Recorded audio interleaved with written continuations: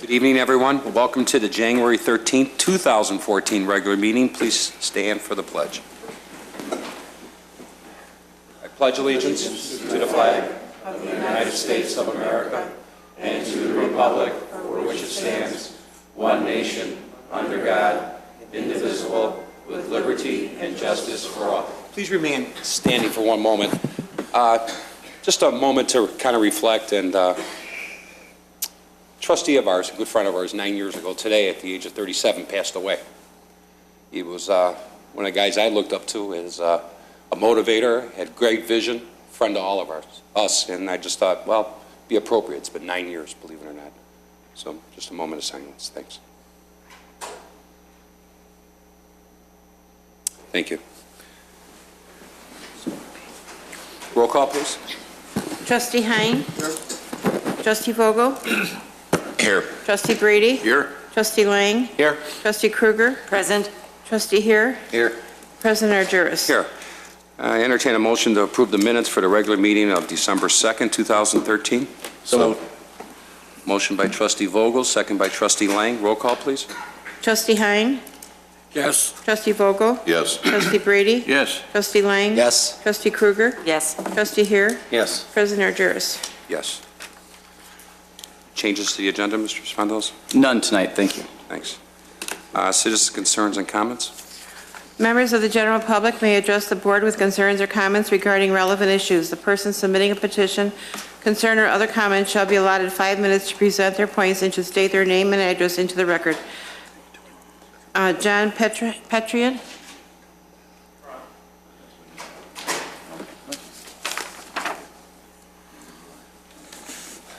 Good evening. My name is John Petrano. I am here speaking on behalf of Excellent, the company that I work for. I am a Director and General Operations Manager for the facility located in the Pewaukee Industrial Park.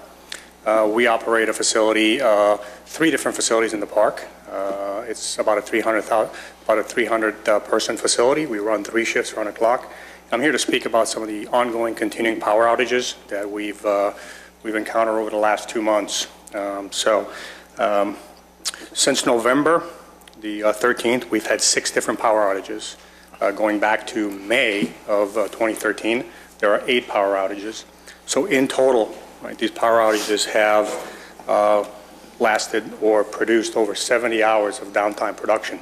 As I started to prepare for this evening's meeting, I started to put together a lot of the statistics around what this has impacted the business and what's happened to our operation. I can talk about the hundreds of thousands of dollars of lost revenue. I can talk about the tens of thousands of dollars of increased maintenance costs that we've had over the last 2 months.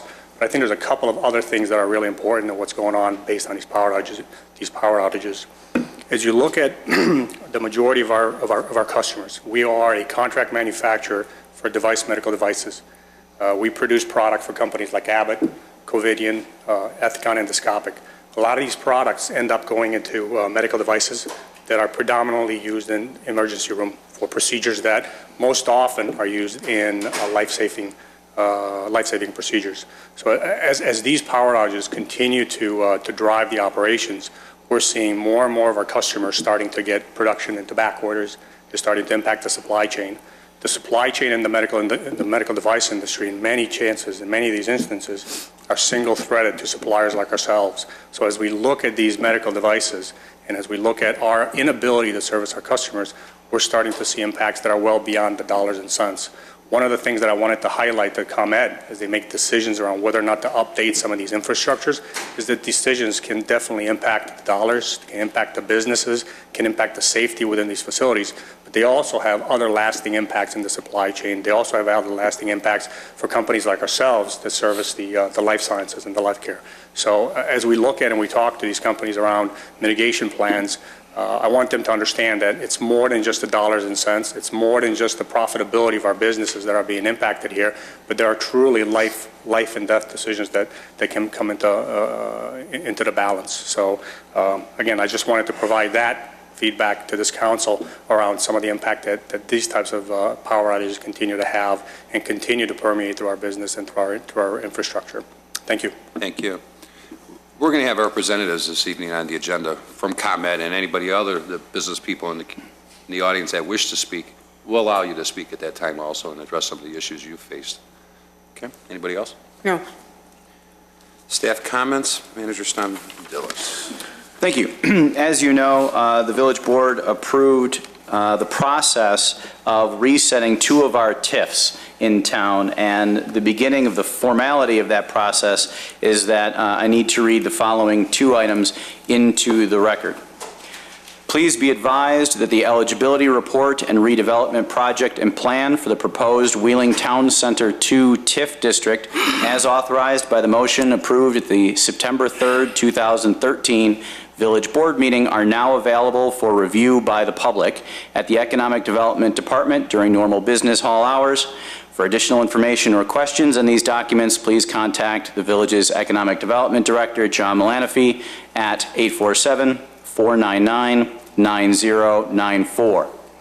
Also, please be advised that the eligibility report, housing impact study, and redevelopment project and plan for the proposed Wheeling Southeast 2 TIF district, as authorized by ordinance number 4791, adopted at the September 3rd, 2013 Village Board meeting, are now available for review by the public at the Economic Development Department during normal Village Hall business hours.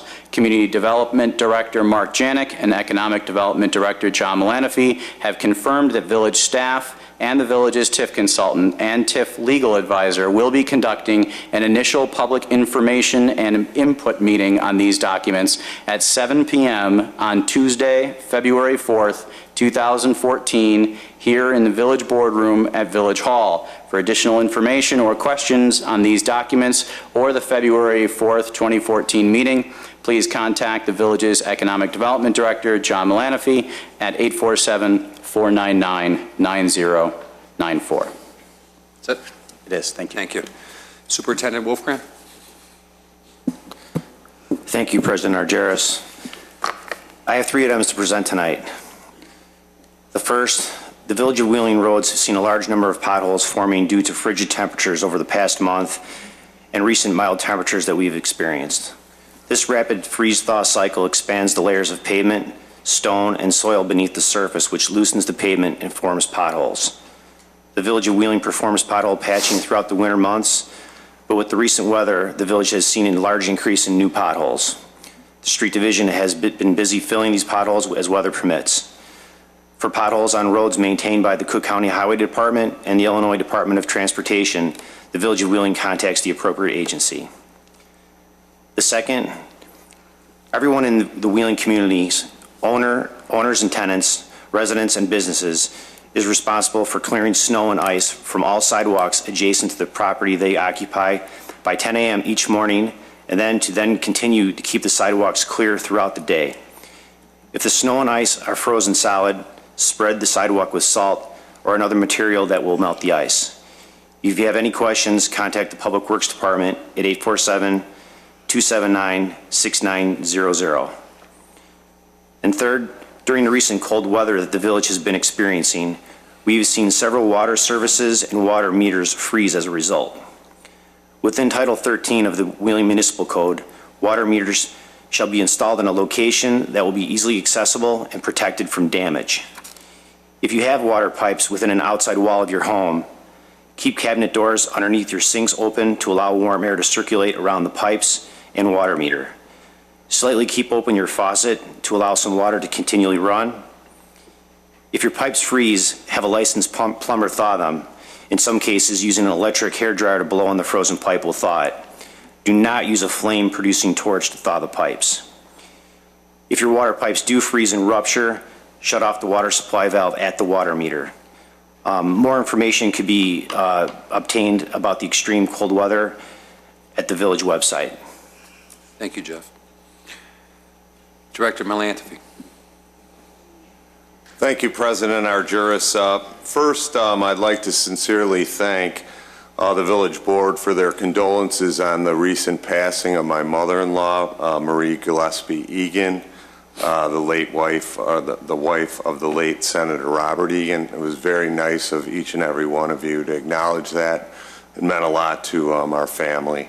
But in terms of economic development, Our staff is focusing on Wheeling Town Center, the $100 million mixed-use, transit-oriented, master-planned development on the former WIC site.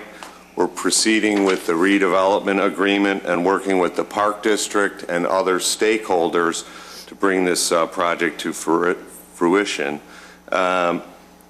This project will represent a catalyst for future development throughout Wheeling, and some of the envisioned tenants include Flick's Brew House, a first-run dinner movie theater, along with Kiefer's Steakhouse, Red Mango, Starbucks, and many others. We've had a lot of interest from retailers on this project as we move forward.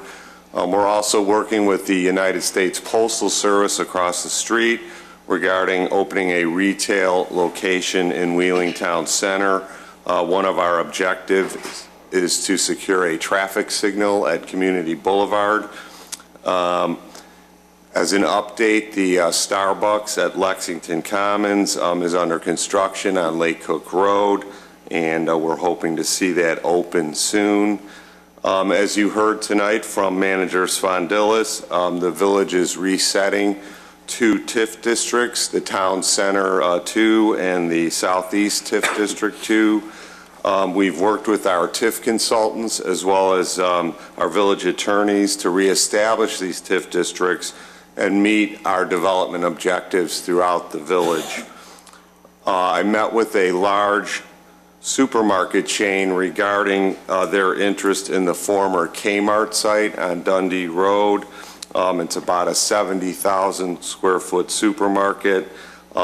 Despite some economic challenges, they're very interested in the site, and I've contacted a developer to follow up with them about building a store for them on the property.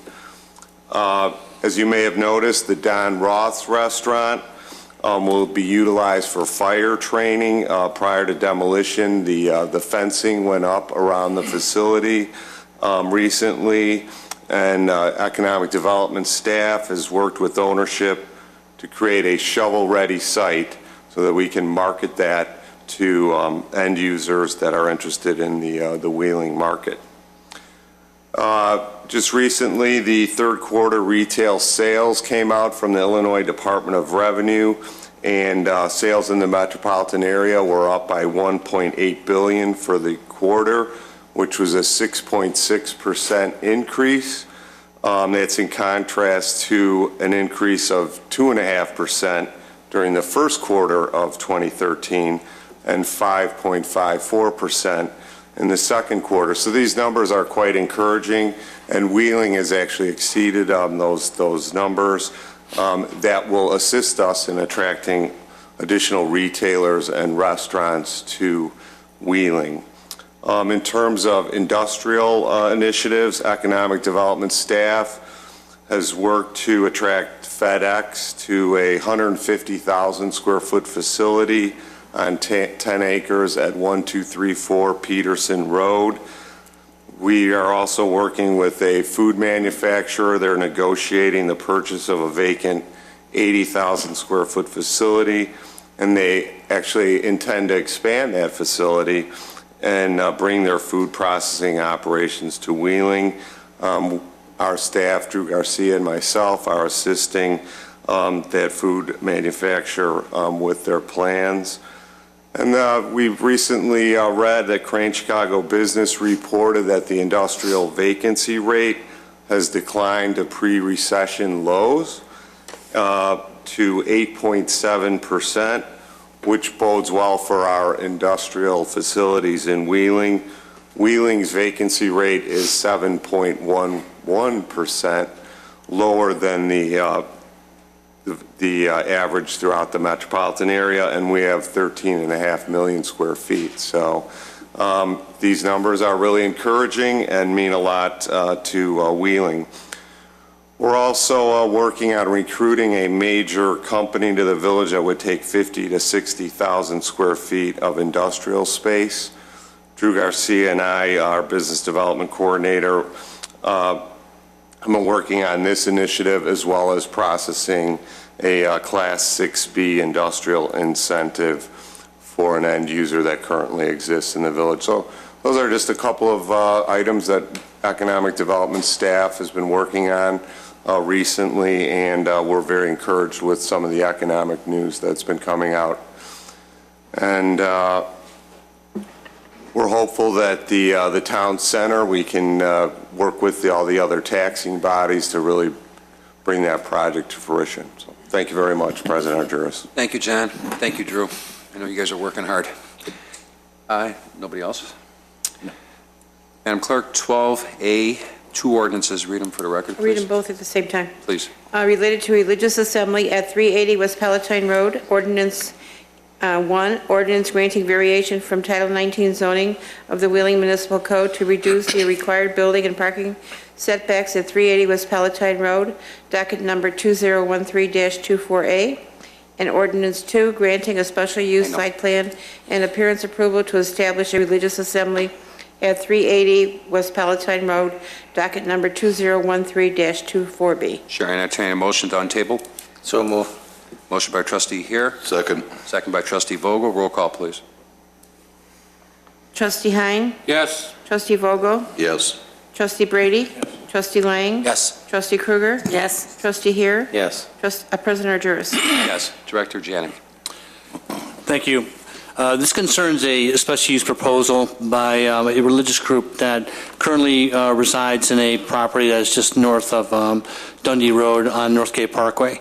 The property they currently are at hopefully will become part of the new apartment development that was approved by the board a few months ago. This group has gone under contract for the property at 380 Palatine Road, and they intend to do improvements to the property and both inside and outside on the property. The variations that are being requested are existing variations as part of the building itself. Some right-of-way was taken by Illinois Department of Transportation and created existing variations on the property. Because they're coming for a special use, these variations are being requested now to get the property in conformity with our codes. The petitioners are here tonight. If you have any questions for them. Why don't you have them come on up? Questions from the board? Hi, How my are name is you? Gary Jung, and I represent Northfield Presbyterian Community Church in Wheeling. And first of all, the church is very excited about this, and we thank you for the board and the village for making it happen. Thank you. You can stand there. Any questions? Motion to approve.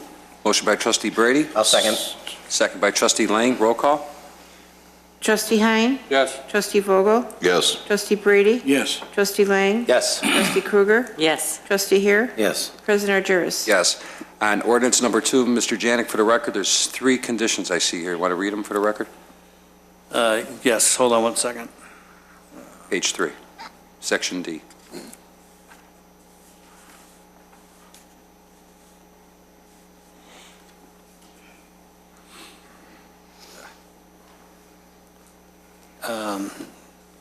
This is for the variations.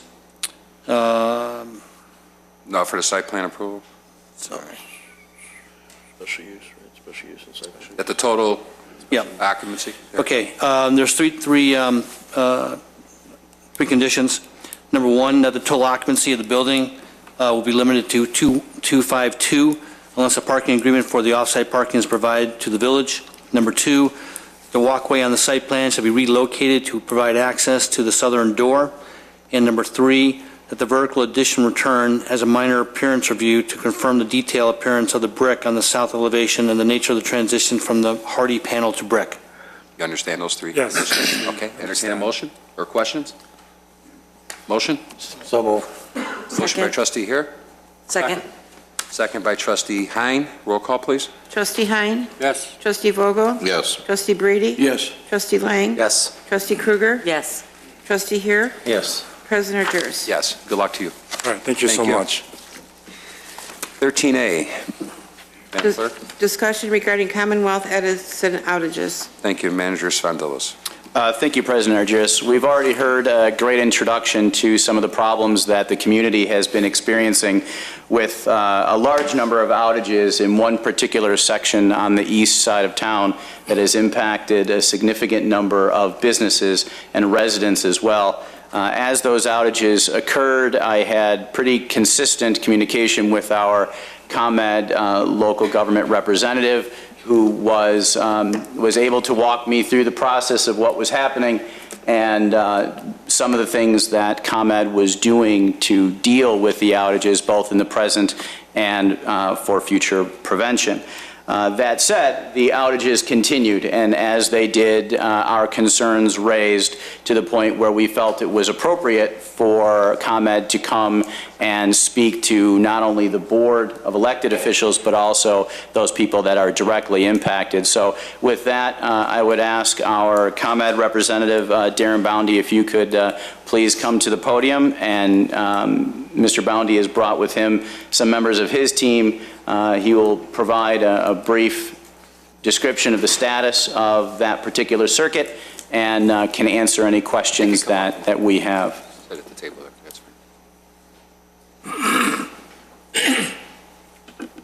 Thanks, John. Good evening, President Argyris, members of the board. As you're aware, my name is Darren Boundy. I'm the External Affairs Manager from ComEd for the Village of Wheeling. With me tonight, I have Scott Kish, our Reliability Manager from Northern Region, also Ken Cicerelli, our Engineering and Design Manager from Northern Region.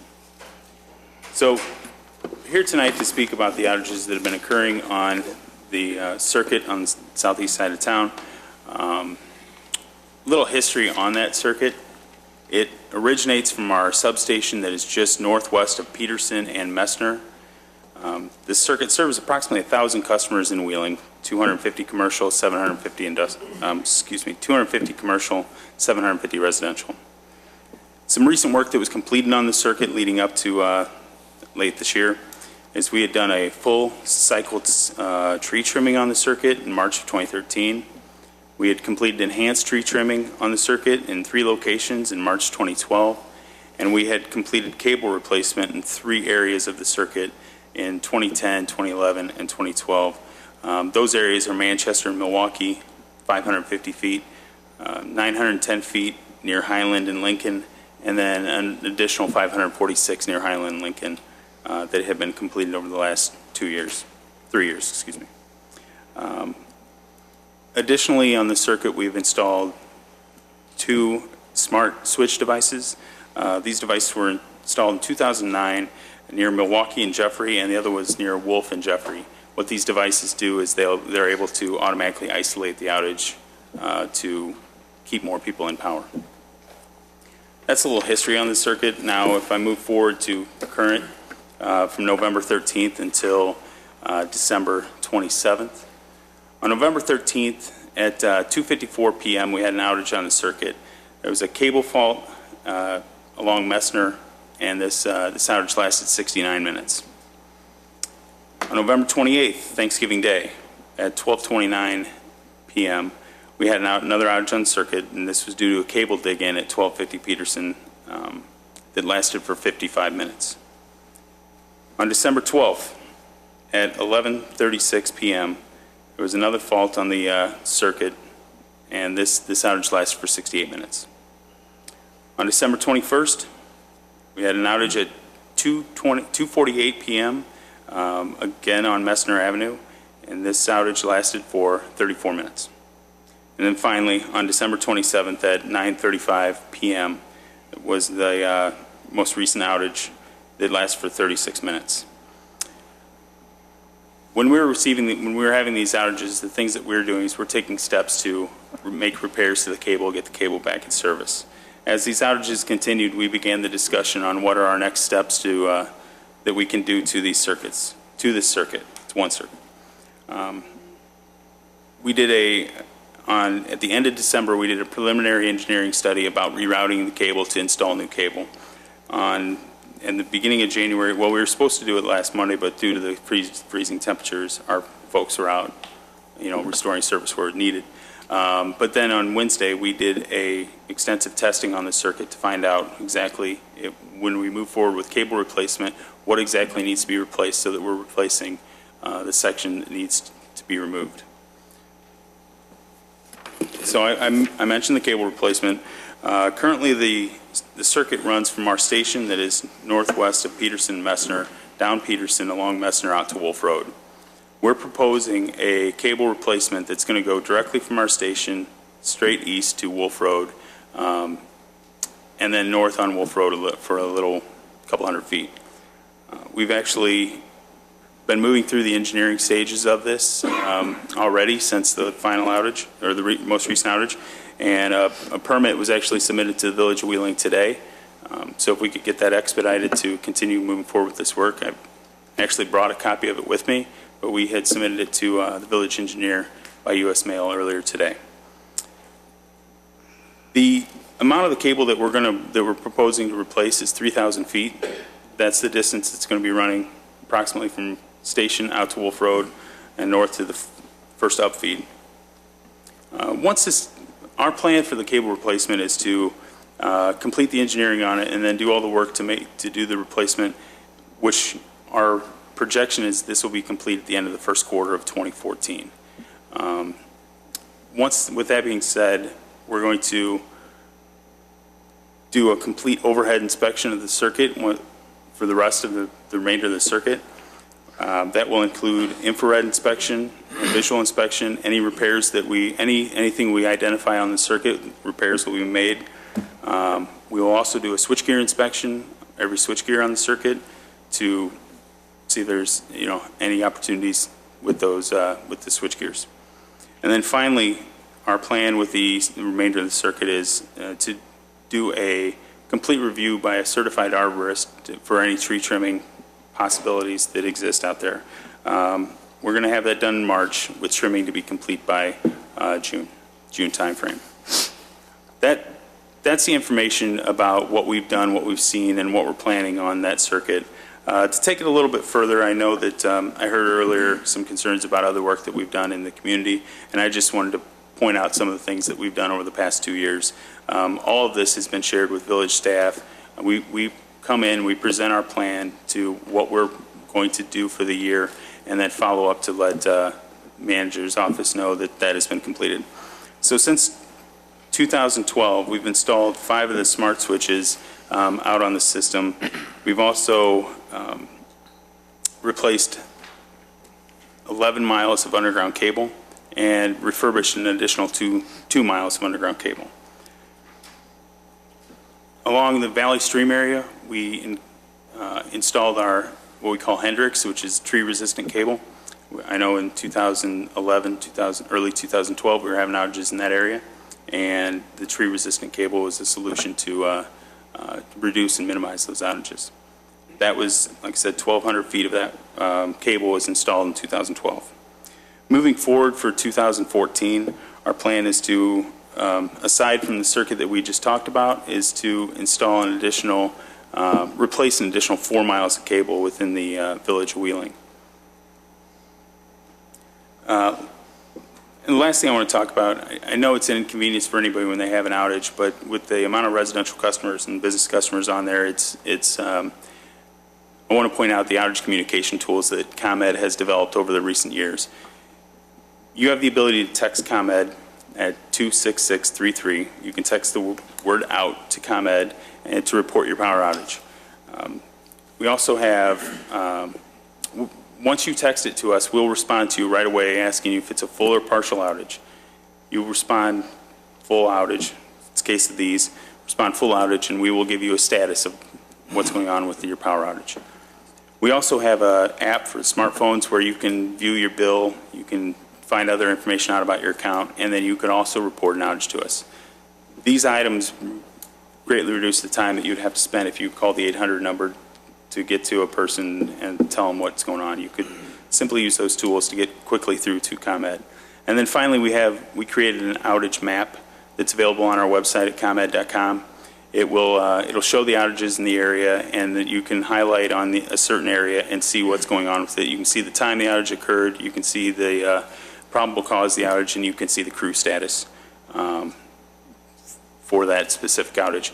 All of those tools I just mentioned are available at ComEd.com. They're also available on the Village of Wheeling's website for your residents to obtain them directly from your website. Any questions? Sure. Trustee here. Thank you. Good evening. Yeah, I'm one of the ones that live in the neighborhood too, so I experienced everything that you were talking about. I'm glad personally that you came here tonight, and this isn't one of these things that we're going to gang up on you and start yelling at you or Commonwealth Edison.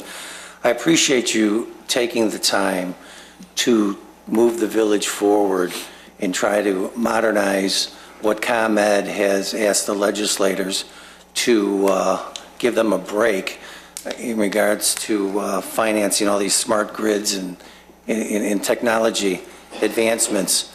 But the only thing that I have a problem with, it takes 5 outages and you to stand here tonight to tell us everything is getting better. And I appreciate that, I really do. But I just want the public to know, and I'm glad that you put out the text number and the numbers to call so people can call to say, yeah, the power's out of my house. But other than that, I want to have a nice relationship between the village and Commonwealth Edison through you, Darren. And again, I appreciate you being here, but we'll see what happens, and hopefully the timeline on this this project goes a little quicker, and I know it will, hopefully. Hopefully it will. And I appreciate you bringing your colleagues along as well. So thank you.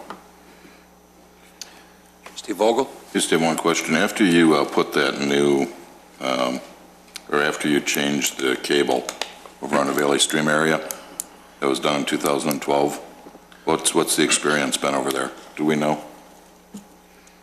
I can follow up with you on that. I haven't seen. We haven't heard anything because it was happening regularly. I can't quote numbers, but I can tell you that I don't recall any new outages since the Hendricks cable went in. Pretty much took care of the problem? Good. Right. All right, thank you. Trustee Lang, do you have some? No. Trustee Hein? Trustee Brady? Yeah. You know, I know that the life of overhead cable is probably very, very long, being that as long as there's nothing around to break it or put wear on it, but it's obvious that something is going on with our system here that's probably in these areas 60, 70, 80 years old, and now it's starting to fail. I don't know if it's tree branches or what, but to have 5 outages in an area, there's a sign that something's going on. So far, you've replaced, what did you say, about 1,500 feet to date of cable, you know, and if you look at the entire system plus all the branches, there's probably more than a couple thousand feet there, and if you go into the neighborhoods, that could be a horrendous job. You know, how are you going to keep up with all of this stuff? You know, these. The outages we experienced from November 13th to current were all of the underground variety. They were on our underground system. That section that comes out of the station out to Wolf Road is underground. So those outages were underground related. For veg, we full cycle trim all of our circuits every 4 years, and then we review them within that time frame to see if there's any fast-growing species of that nature to be able to trim back, to protect the lines against any overgrowth or any trees that'll come in conflict with them. Yeah, we don't want to go back to what really looked like 100 years ago with no trees either, though, you know, and for the sake of having power, we don't want to give up the aesthetics of a beautiful community with trees. But you know, what is it about the underground services that is causing these outages so rampantly? Ken? Scott? I mean, in general, what we see sometimes is, you know, we have the cables is in the ground and it's, you know, insulated with, you know, rubber or other types of insulation. Over time, sometimes that'll break down due to, you know, either some type of tree root growing into it. Could be a result of digging. Ground gets disturbed through, you know, new driveways being put in, new streets being put in, people planting trees, things like that. Or simply the fertilizer in the ground will sometimes break that insulation down. So a lot of times what we'll see is a cable might fault once and we'll make a repair and it'll be good for the rest of its lifetime. Other times, we'll see repeated outages in the same area, which is where we look for the cable replacement like we're doing in this case. You know, we're looking to have a program here in the Wheeling about burying power lines, not so much all of them, but the ones that are most visible. We did Milwaukee Avenue several years ago now. Dundee Road is on our list, and maybe a few others that we'd like to see out of sight. And we don't want to cause problems, but, you know, doesn't that stuff go into some sort of a conduit when you bury it? This is going in conduit. We will be pushing pipe through and then pulling the cable through. Yeah, because we're discussing Wolf Road, along Wolf Road. It'd be nice to, you know, to bury those power lines along our major roads, and that's a secondary road, but still a highly used road and a highly visible road. You know, I go back to a friend of mine who lives out in Naperville. Now, they have most of their power is buried out in there, and according to him, they have very few problems. Very few problems, and I just wonder what's the best. I know we can't. It's a pipe dream to think that we can bury all those power lines. It ain't going to happen. We got too many homes, too many obstacles to bury all our power lines. But to get the major ones buried, I think that's something that we want to continue pushing for. And I don't want to cause any problems without having these here. But I think the day we come in and call you in here to start discussing these areas, I hope you come in with some plans that the lines will be there forever, that we don't have to worry about this, you know, because I think it's important to all of us. I don't know, you know, the only power line outages I've ever experienced, I'm on the east side of town, but we're fed from across Dundee Road, has been accidents, branches, and ice every year. You know, every year there's some kind of an outage, and it's usually to one of those three items, and the overhead lines are so susceptible to damage by all these different forces, you know, you wonder what is the best. Thank you. Trustee Kruger, anything? I would just ask if you could repeat the text address again. It is ComEd at 26633. Thank you. Mr. President, one last thing, if Sure. I may. Can we have that put out on the web as well as in the newsletter? And I think once a year or so, put that out there on when power outages are more frequent. I appreciate it. Sure. Thank you. Thank you. Anybody from the audience want to add to this? Have some questions? Mr. Berman? I'm Scott Berman. I'm Vice President of Super Dog Drive-In Inc., family-owned business. We love being in Wheeling. We've been here now almost 4 years. We were in Chicago, and we have been in Chicago for 65. This will be our 66th year. In those 66 years in Chicago, we've had 2 power outages. Those stopped 20 years ago, when after 2 repeated outages, the city of Chicago said to ComEd that it will not happen again, and it did not happen again. I'm glad tonight the trustees are taking such a strong interest in our business and helping us to get this to stop here in Wheeling. Our concern is slightly different from our manufacturer colleague who had his concern, and that was a great one. Ours is the instant and momentary loss of that customer. The number of customers that we angered, especially on the most recent outage, which was on a busy, beautiful holiday Saturday afternoon, when literally hundreds of customers in a 2-hour period were turned away with our dark facility. That is something that is almost unrecapturable. It's unadvertisable. We can't tell people it's going to happen, and we can't apologize to all these people that we lost when it is happening. So, while I'm happy that ComEd came tonight to explain to us what they are trying to do, I am dissatisfied with the timeline.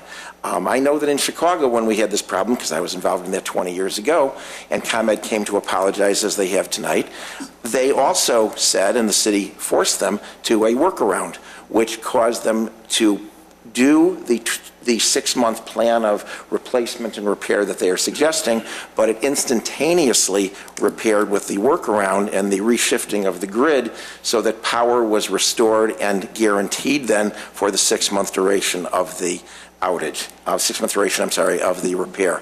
That's what I want tonight. I want ComEd's assurance that we will not be out in these 6 months during this repair project. I like the fact that there is a repair project. I do not want to spare any expense, and I'm afraid that's what they're telling us tonight, is that they are sparing expense by having a 6-month permit project, which is essential, while at the same time they could work the grid such that we would have power guaranteed for the next 6 months. That's the assurance that I'm looking for tonight. But again, thank you all for taking such a strong interest in our business, and thanks to ComEd for coming. Now let's try to patch the gap between now and the 6-month full-time repair. Aaron, any comments on it? The timeline that I presented was one of us having the cable in the ground and completed by the end of March, end of first quarter. The other inspections that I believe Mr. Berman is referring to is inspections that we're doing on good portions of the section of the circuit. We're taking that a step further to be able to identify any possibilities that exist out there. We know that our problem area is the area along Messmer, where we're going to be replacing that cable. Like I had presented earlier, we have already gone through the engineering steps, submitted the permit, and are working to get this done as quickly as possible. That section is the section that has been causing us the problems on the circuit. Thank you. Anybody else from the audience? Sir?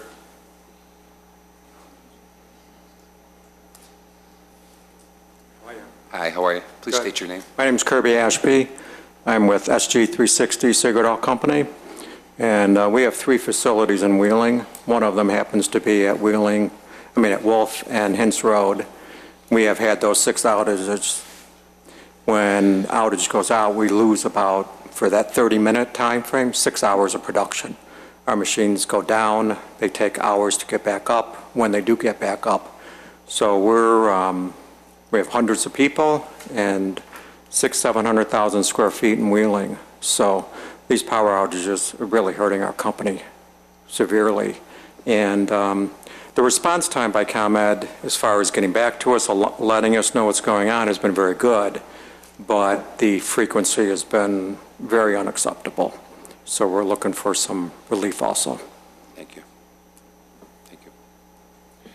Mr. Kolsak?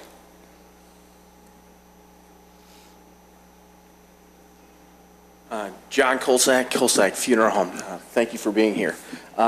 They've talked about customer dissatisfaction, hot dogs, medicals.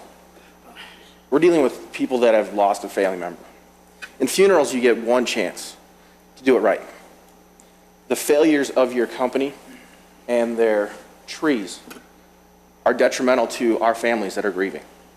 And this 3-month, we'll get to it stance is kind of not reassuring enough. Because when I promise someone I'm going to do the best by them, and then we get the flack because ComEd fails, we look like the bad guy. So we're not dealing with just residents, we're dealing with life and death.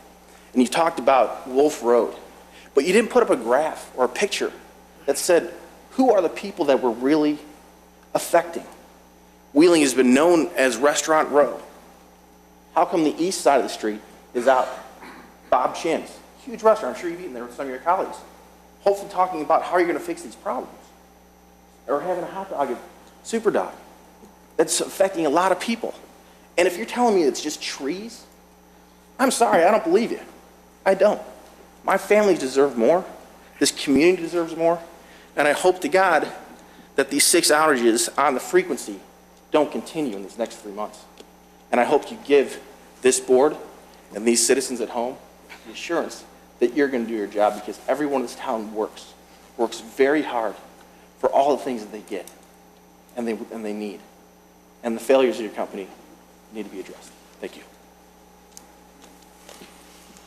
Mr. Kolsak?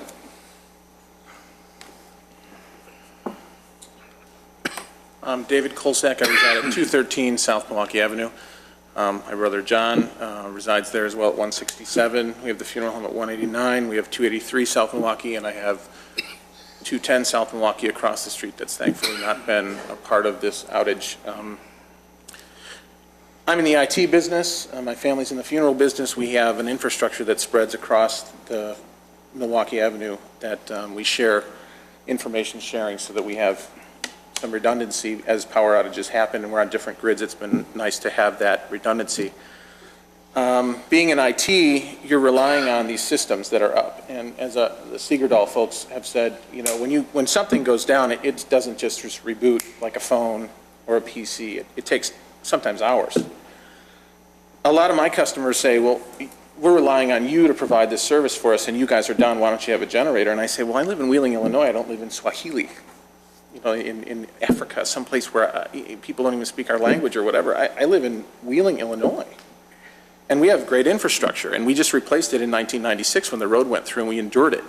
So I guess I'm going to go a little bit further, and I'm going to say, if it would be possible, I'm going to ask you to help us as business owners to maybe, if we have another, I don't know, call it 3 outages in the next 6 months, can we have some credits on our electric bills, or maybe you can give us an incentive to buy generators so that we can not lose hundreds of people, man hours, and hot dogs and funeral service dissatisfaction. I mean, I was at the funeral home the other day, and in November, and the power went out, and all these people were sitting there with candlelights, and it was just embarrassing. And I was like, how can this be happening? And it was 59 minutes or whatever, and it went on, and then you know, all these outages, and then I have a family party, and I've got customers calling me saying, I can't get to my network because you're down.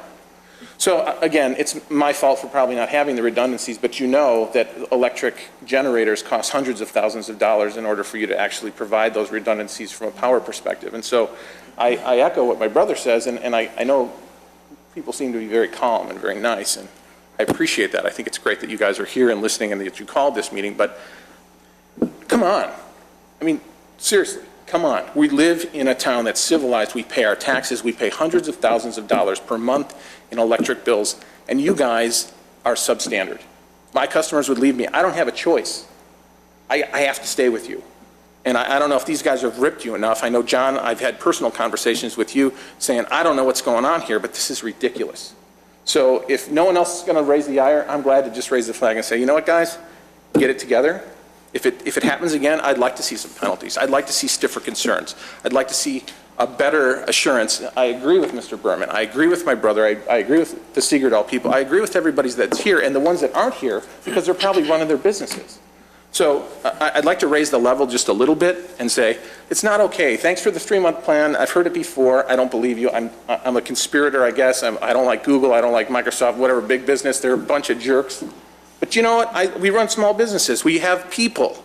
And what matters in this town is we work really hard. I know we do. We all work hard. And we have problems. We get together. We've solved the problems. But I appreciate it again. I appreciate you being here. And I'm not taking, you're the messenger. I don't want to shoot you. But I think your company, for 5 power outages in that amount of time, in the wintertime, when there hasn't even been an event, I could actually understand if there was a hurricane or a snowstorm or something that coincided with this kind of event. But has anything happened coincidental? There's an underground wire on a road that's not even close to me. I mean, if you showed a map, you could see where the major businesses are affected on the east side of Milwaukee Avenue. And this, you're talking about stuff that's a mile away. And so if that's the grid, you need to build those redundancies and maybe connect us businesses. And again, I'm not saying that the 750 customers that are residential are less important, but they're not people that are sitting with people in their dining rooms or in their places of business that are counting on them to have power. And if we do need that assurance and we do need to get generators, then I think you should help us pay for them. So that's what I have to say. Thanks. Thank you. Anybody else? Mr. Berman? Only, my question wasn't answered, and that was, is a workaround possible in the next 3 to 6 month repair period such that we can be assured there will be no outages because they will put us on the grid that doesn't go out? Thank you. Darren or Scott? Sorry, didn't mean to bypass your question, but we are leaving the cable out of service that's had attributed to the 5 outages. So of the 1,000 customers that are normally served by this circuit, they're all being served by other circuits until this repair can be made. So I was going to follow up with you after the meeting. That's when we an were excellent done. answer. Thank you. All right, that thanks. really is. Good. That is reassuring. Good. Anybody else? Darren? Any closing comments? Anything? Other than, I'll stay close with this project and keep the board and village manager informed of how our progress is going, moving forward until we get it completed. You mentioned there's 250 businesses that were affected by the outages based on the grid that you're talking about over at Peterson and Mesner. let's get some kind of communication direct with those 250 businesses. We have a handful here tonight. Absolutely. And some big businesses here tonight, but like Mr. Kolsak said, there's a lot of people that are running their businesses. And one of my concerns there is very easy. You know what? When you have a product that you're selling and you can't deliver the product, I don't think the customer needs to pay for that. Somehow they should be somehow rebated something for the time. This outfit over here, Segergall, is a huge outfit in our company, or in our village here. I mean, a lot of employees, a lot of product, and you know what? Hours is money. I'd like to see you come up with a game plan. You gave yourself a 90-day timeline here, not even 90 days. And it's got to get fixed. Understood. It's got to get fixed. Okay? I'd like to see you get something to John on how you're going to reach out to these businesses to keep them informed on the progress on your 90 days is going along so they understand, and maybe have a direct line with you as well. And just to remind everybody, it's easy to call an elected official and say, my lights are out, my house is out, my business is out. Do yourself a favor. It's more effective by texting, by calling, by emailing, whatever you can, because that's how you're going to get service a lot quicker than me calling John or any one of us calling Darren and saying we got a problem. Make those calls. It's important. Make those calls. It's very important. The more you make, the better it is. And I want to see something soon. Mr. President, one last question, if I may. I'll piggyback on what Mr. Kolsak said. I haven't heard a response. What kind of teeth do we have as a community to force them, Commonwealth Edison as being them, to work with us? I mean, they could turn around and say, forget all you guys, we'll do it at our own pace. What kind of teeth do we have, Mr. Attorney, to force them to work with the community to stop these outages or some kind of guarantee? I kind of like that, guarantee. They have to live up to a standard that they're heavily regulated by the state of Illinois. So we could work through the state and complain to the state, but we don't have a whole lot of control over a major utility, the most significant electricity provider in the state. They have to live up to a standard through the state of Illinois. It's regulated. I think to the extent this continues, we can make the state aware of what's going on. But here at the local level, our hands are fairly right, and that was evident with the grids when they bypassed with their lobbyists, with the legislators. They did that. So we're a small little town of, and how are we going to fight if they can't get them down in Springfield? So that's what I'm getting at, and I know you're going to follow through on this, Darren, because I got to just hope in that, because what are we going to do if you can't? And I appreciate the business people, but what about all the residential people watching on TV going, what about us? What about us on Thanksgiving Day when they had their house filled with people? I mean, you can't bring that all back. And luckily, it was all on. But again, enough said. I think we'll move forward. But I think what we can hope for, Trustee, here, if I may, is that they are here. They've come up with a game plan. Yeah. They've given us a first quarter deadline, and the pressure's on them now. And I think that gives us some teeth based on promises that they made and communicating with the businesses and the residents with the problem that they've had in the last 12 months, 9 months, is something assuring that you guys are serious, we're serious, and the businesses are crying for help. And I think you guys are recognizing and they're here. Thank you. So, Trustee Brady? I think they owe it to us. First of all, unless we want to go back to medieval time, this is the only option we've got. And we like to work with them and stay in tune with them. But the fact of the matter is, for those 80 years that since this community started really spreading and electricity became a vital part of life, they've been collecting money on these wires that are failing. Weren't there any contingencies taken out for replacement? You should have enough to replace these cables 100 times over the years. A total patch here, patch there. How about a whole new system? I seen you guys walking around or driving around about a month ago, marking power poles because they have to be replaced. That one looks good. That one's not too bad. This one looks, we got to replace this one. No, that one's okay. They're marking them. And that's the system we're getting. I see other communities are getting all new poles. They don't even go right down the street, put all new poles in. There's some backyard situations here where the poles look like they're ready to fall over. And nothing's being done. That's the last stop. You get on this major roads is one thing. But go through these neighborhoods, you can't see this from the streets because they're in the people's backyards. This system is old. It's in need of major renovations. That it? Okay. Thank you. Thank you. 13B, there's two ordinances, ma'am. Okay, 13B, 2 ordinance granting a variation and approval to establish a truck freight terminal at 1234 Peterson Drive. Ordinance 1, granting a variation from Title 19 zoning of the Wheeling Municipal Code to reduce the required amount of green space at 1234 Peterson Drive, docket number 2013-29A. And ordinance 2, granting a special use site plan and appearance approval to establish a truck freight terminal at 1234 Peterson Drive, docket number 2013-29B. Thank you. Director Janik? Thank you. FedEx is here tonight requesting variation and special use for the property located, for the subject property. FedEx, the building on the property is approximately 8.5 acres. The building is approximately 150,000 square feet. And FedEx is interested in moving their location from Northbrook to Wheeling. They would change the building so that would be what we would consider a truck freight terminal. Obviously, FedEx would be doing lots of deliveries to and from this facility. Most of the deliveries at night, in the middle of the night, would be for delivery the next day. There's been the variation for the green space is being caused by an additional road access on one side of the building, which will reduce some of the green space on the property. Planning Commission reviewed this and voted 6-0 approval. Thank you. The petitioners are here tonight for any Gentlemen, questions. why don't you come on up? Questions from the board? I like it. You like it? Good. Anybody else? Trustee Brady? What kind of trucks are you going to be parking here? There doesn't seem to be a lot of lot space on this piece of property. My name is Chris Miller. I'm with Skinnell Properties. The primary truck parking is 28-foot trailers, and then, like he said, it's not a lot of quantity. Most of the parking is actually indoors for the delivery vans. Okay, that was going to be my question. If it's parking indoors, then you're okay. Correct, yeah. All right. No, that's fine. Anybody else? Motion? So move. I'm sorry? So move. Second. Motion by trustee Hirsch, second by trustee Brady. Roll call, please. Trustee Hein? Yes. Trustee Vogel? Yes. Trustee Brady? Yes. Trustee Lang? Yes. Trustee Krueger? Yes. Trustee Heer? Yes. President Harjeris? Yes.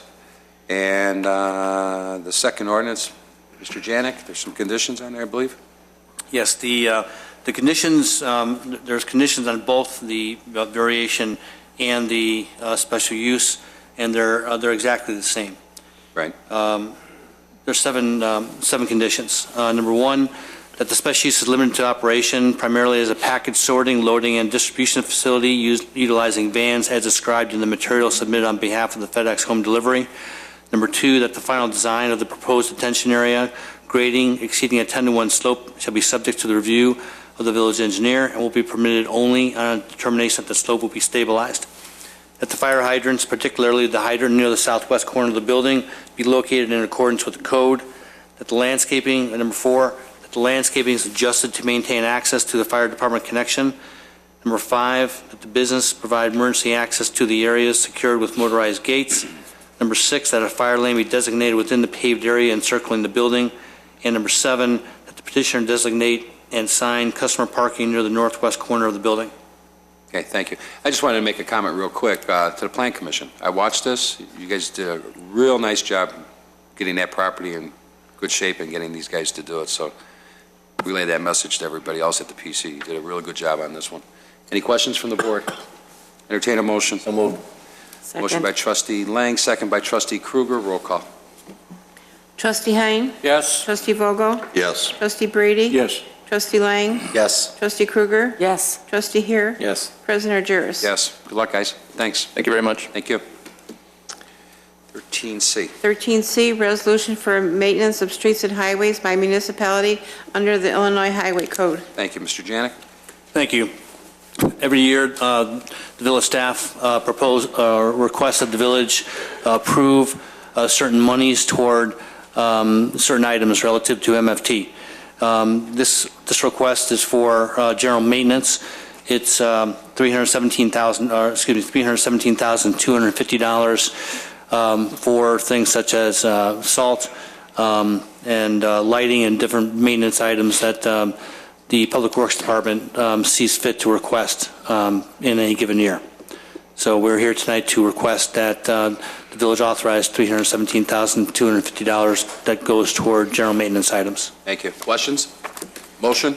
So moved. Second. Motion by trustee Vogel, second by trustee Lang. Roll call. Trustee Hein? Yes. Trustee Vogel? Yes. Trustee Brady? Yes. Trustee Lang? Yes. Trustee Krueger? Yes. Trustee Here? Yes. President Argyris? Yes. 13D. Resolution for improvement by municipality under the Illinois Highway Code for Section 140081-00-EG 2014 Street Improvement Program. Thank you. Director Janik. Thank you. This is a request that the board appropriate $1 million toward street improvements for the 2014 calendar year. This year, or this is a improvement program done every year, as you know. This year, we are concentrating on spending the funds mostly on the east side of the village. As a memorandum indicates, substantial monies will be going toward improvements to the Harmony Village subdivision, Crescent Street, Morris Avenue, and other locations on the east side of the village. Thank you. Questions? Entertain a motion? Come on. Motion by trustee Second. Lang. Second by trustee Vogel. Roll call. Trustee Hein? Yes. Trustee Vogel? Yes. Trustee Brady? Yes. Trustee Lang? Yes. Trustee Krueger? Yes. Trustee Here? Yes. President Argyris? Yes. 13E. Resolution accepting a bid and approving a contract with Langos Corporation for the demolition and restoration of buildings and property located at 115-119 South Milwaukee Avenue. Thank you. Director Janik. Thank you. On December 4th, 2013, the Community Development staff received 4 bids that were requested, public bid process for demolition of 119-115 South Milwaukee Avenue. The contract that the village staff is requesting that the board approve tonight is from Langos Corporation. Langos has done other demolition work for the village in the past years. They have proven to be a good contractor for the village. One note that I would like to point out relative to this contract is that $10,000 of this contract is going toward the palletization of brick on the existing buildings, excuse me, on the 119 building. It's been included in the contract. The owner of the property, the previous owner of the property, requested that this brick be palletized for their use. I'm pointing that out to you, just as it was part of the contract to begin with. Thank you. Questions? Question. Trustee Lang. Mark, timeframe for demolition? I believe that the contractor, they are here tonight. I believe the contractor is ready to start as soon as tomorrow morning. Good. Motion to approve. Motion by trustee Lang, second by trustee Hein. Roll call, please. Trustee Hein? Yes. Trustee Vogel? Yes. Trustee Brady? Yes. Trustee Lang? Yes. Trustee Krueger? Yes. Trustee Here? Yes. President Argyris? Yes. 13F. Resolution authorizing change order number 2 and final to the construction contract with Brothers Asphalt Paving Incorporated for the 2013 Motor Fuel Tax Street Improvement Program. Thank you. Director Janik. Thank you. This was the final approval of the contract with Brothers Asphalt for the 2013 MFT construction.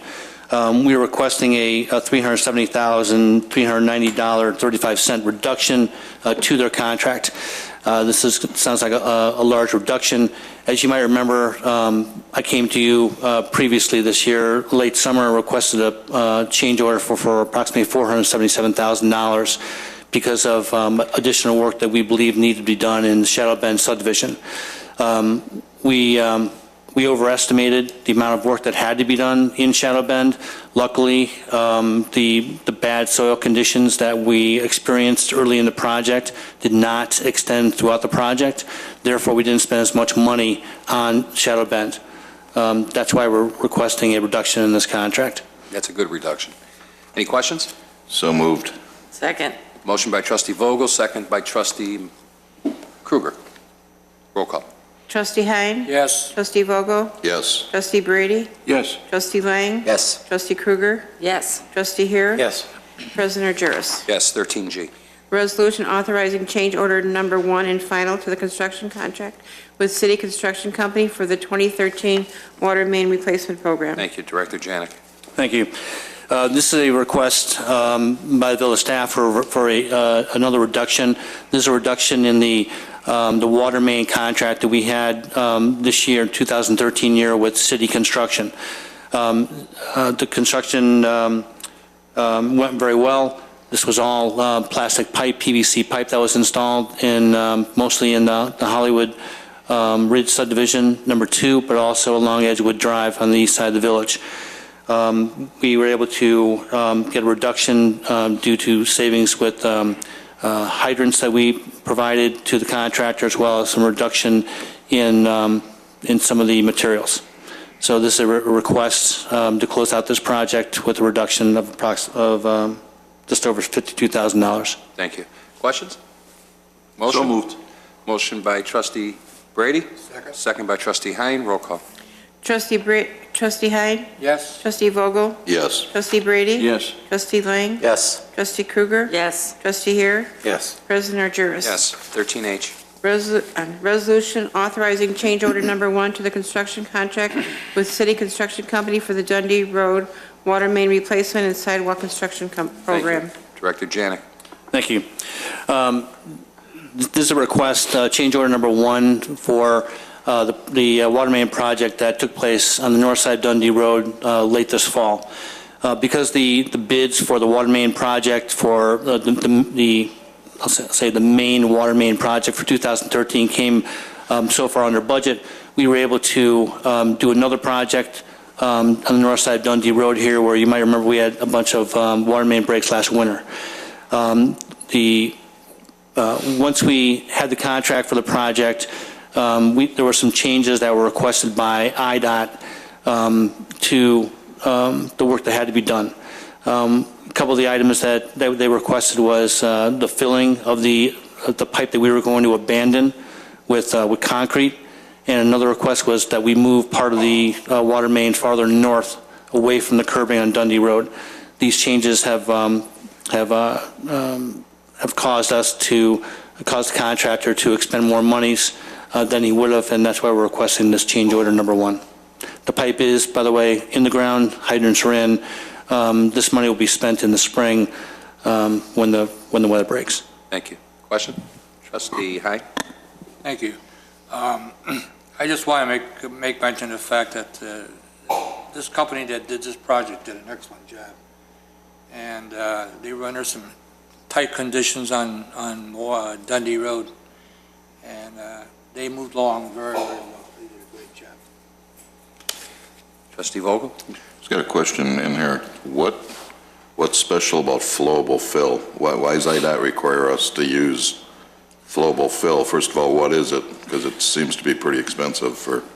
The material is not so expensive, but filling the pipe was expensive. It was hard to get to, and what it does is it's a concern that possibly that pipe, if it's not filled with concrete, it could crush, break, be crushed by the ground, and then form some substance on the paving, because that pipe was under the roadway. It really hasn't been required by IDOT in previous projects for us, and it was here, and we were surprised by it. Okay. Thank you. Mr. President, I do have one thing. Thank you. I do want to compliment you guys, though. You held true to what you said you were going to do, minimize the impact of traffic obstruction. So thank you very much, because normally we sit up and we complain and this and that, but you guys held true to what you said you were going to do, and appreciate that. Thank you. There was a lot of help from Public Works setting up the barriers and the signage as well. Well, thank you. And just one more thing, I'm glad you did too. I know we had brought up regarding installing our own fire hydrants versus buying them from the contractor. And I see a savings there. Well, it knocked off almost $15,000 for 7 fire hydrants. I know it cost us some money, but I know there was some savings there as well to do that. And I'm I'm sure that's going to be the policy moving forward regarding other projects and with other developers as well, that these fire hydrants be purchased from the village. They're standard, they're uniformed. Yes. An opportunity for us to control what kind of products going in there. So I appreciate that as well. Definitely one reason why this change order is not as much as it could have been, because we did save some money doing that. That was great. There's not anything else? Trustee Brady, go ahead. One more, one more kudos to the crew out there. I've never seen a water main installed so fast in my life. These guys were really moving. And how did they get around all these utilities? Who did the locating out there? How many, there's no delays on because we cut gas lines or power lines or anything? Well, we did have some problems early on. They did hit a line that was not located by Julie. It was installed, and Julie did not have the drawings on, so actually we did have a problem early on in the project.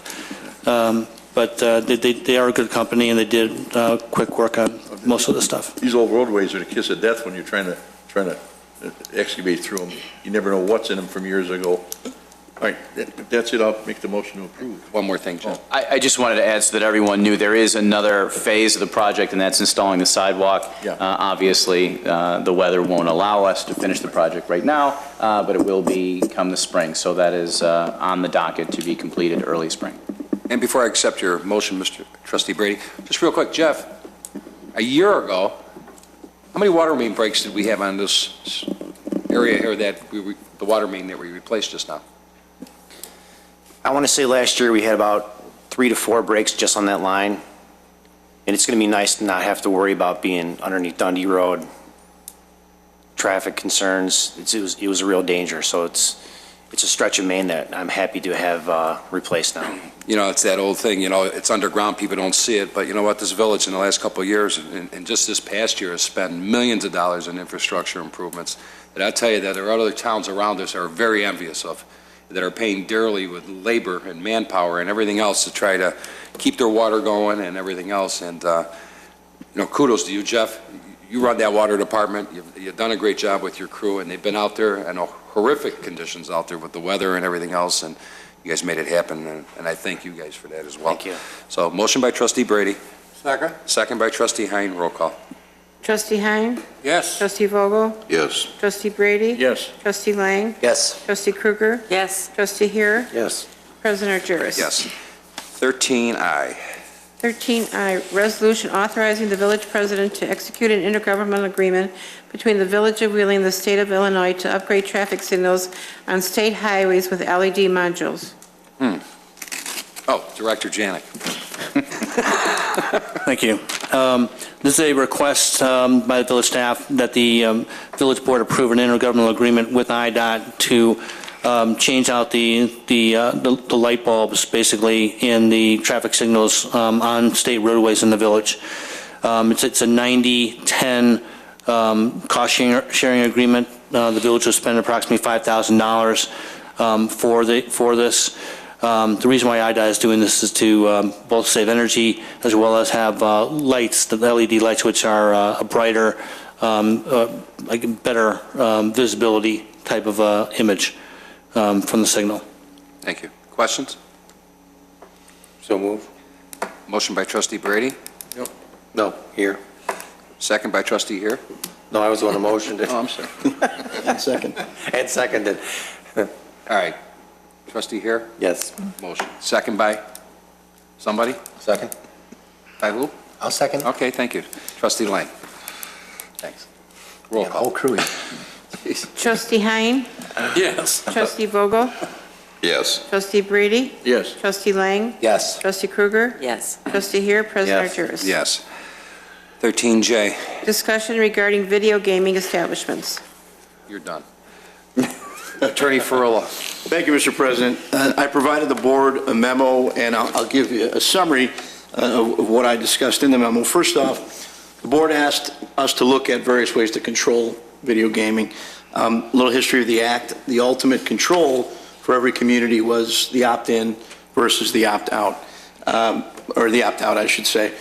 When a community chose not to opt out, video gaming was in place within the community, and ultimately any establishment with a on-premises consumption liquor license could apply for a state video gaming license. Now, when you opted in to video gaming and there were liquor licenses that were issued, licenses could be applied to the state. Now, as a home rule community, we are not completely preempted under the Video Gaming Act, but you have to keep in mind that with video gaming, it's a little different than other laws. All of the major licensing of video gaming terminal manufacturers, distributors, suppliers, and operators comes through the state. We have absolutely no say in who gets a video gaming license from the state. We have a very limited license that we created here at the village, which really allows the village to take a look at where the machines are proposed to be located so that they do comply with the Act. And the Act requires that video gaming machines must be segregated in an establishment, essentially cordoned off, and only individuals that are 21 or over can enter, and the entrance must be in an area where someone 21 or over working for the establishment can view the entrance. Ultimately, your control that I've advised you rests in the liquor licensing, okay? We have a form of liquor license code where we don't create extra liquor licenses. Anytime somebody comes to you for a liquor license, they have to go to the Liquor Control Commission. Ultimately, if it's approved, the village board has to create a license for use. If the village board does not want to create an extra license, doesn't have to. State law holds that the creation of additional liquor licenses rests solely within this board's discretion. You have complete say in the number of licenses that get approved, which is different than a system that some communities have where they approve 10 liquor licenses in the A category, 10 in the B, for example. If there are 10 users in the A category, 2 go away, there'll be 2 extra licenses on the books.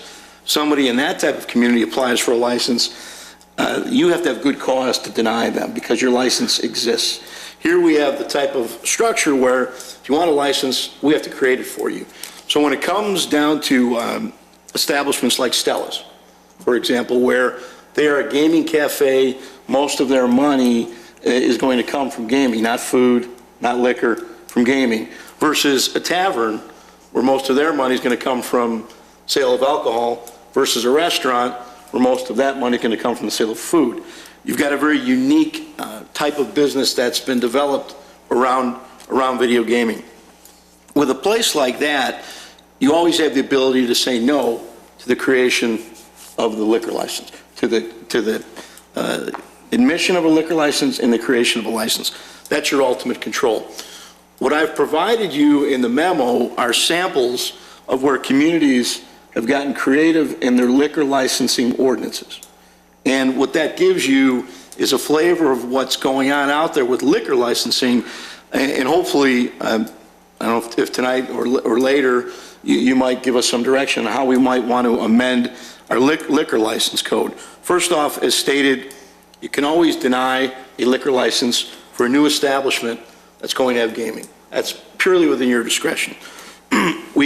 Other communities have created new licensing categories of liquor licensing to address where video gaming will be allowed.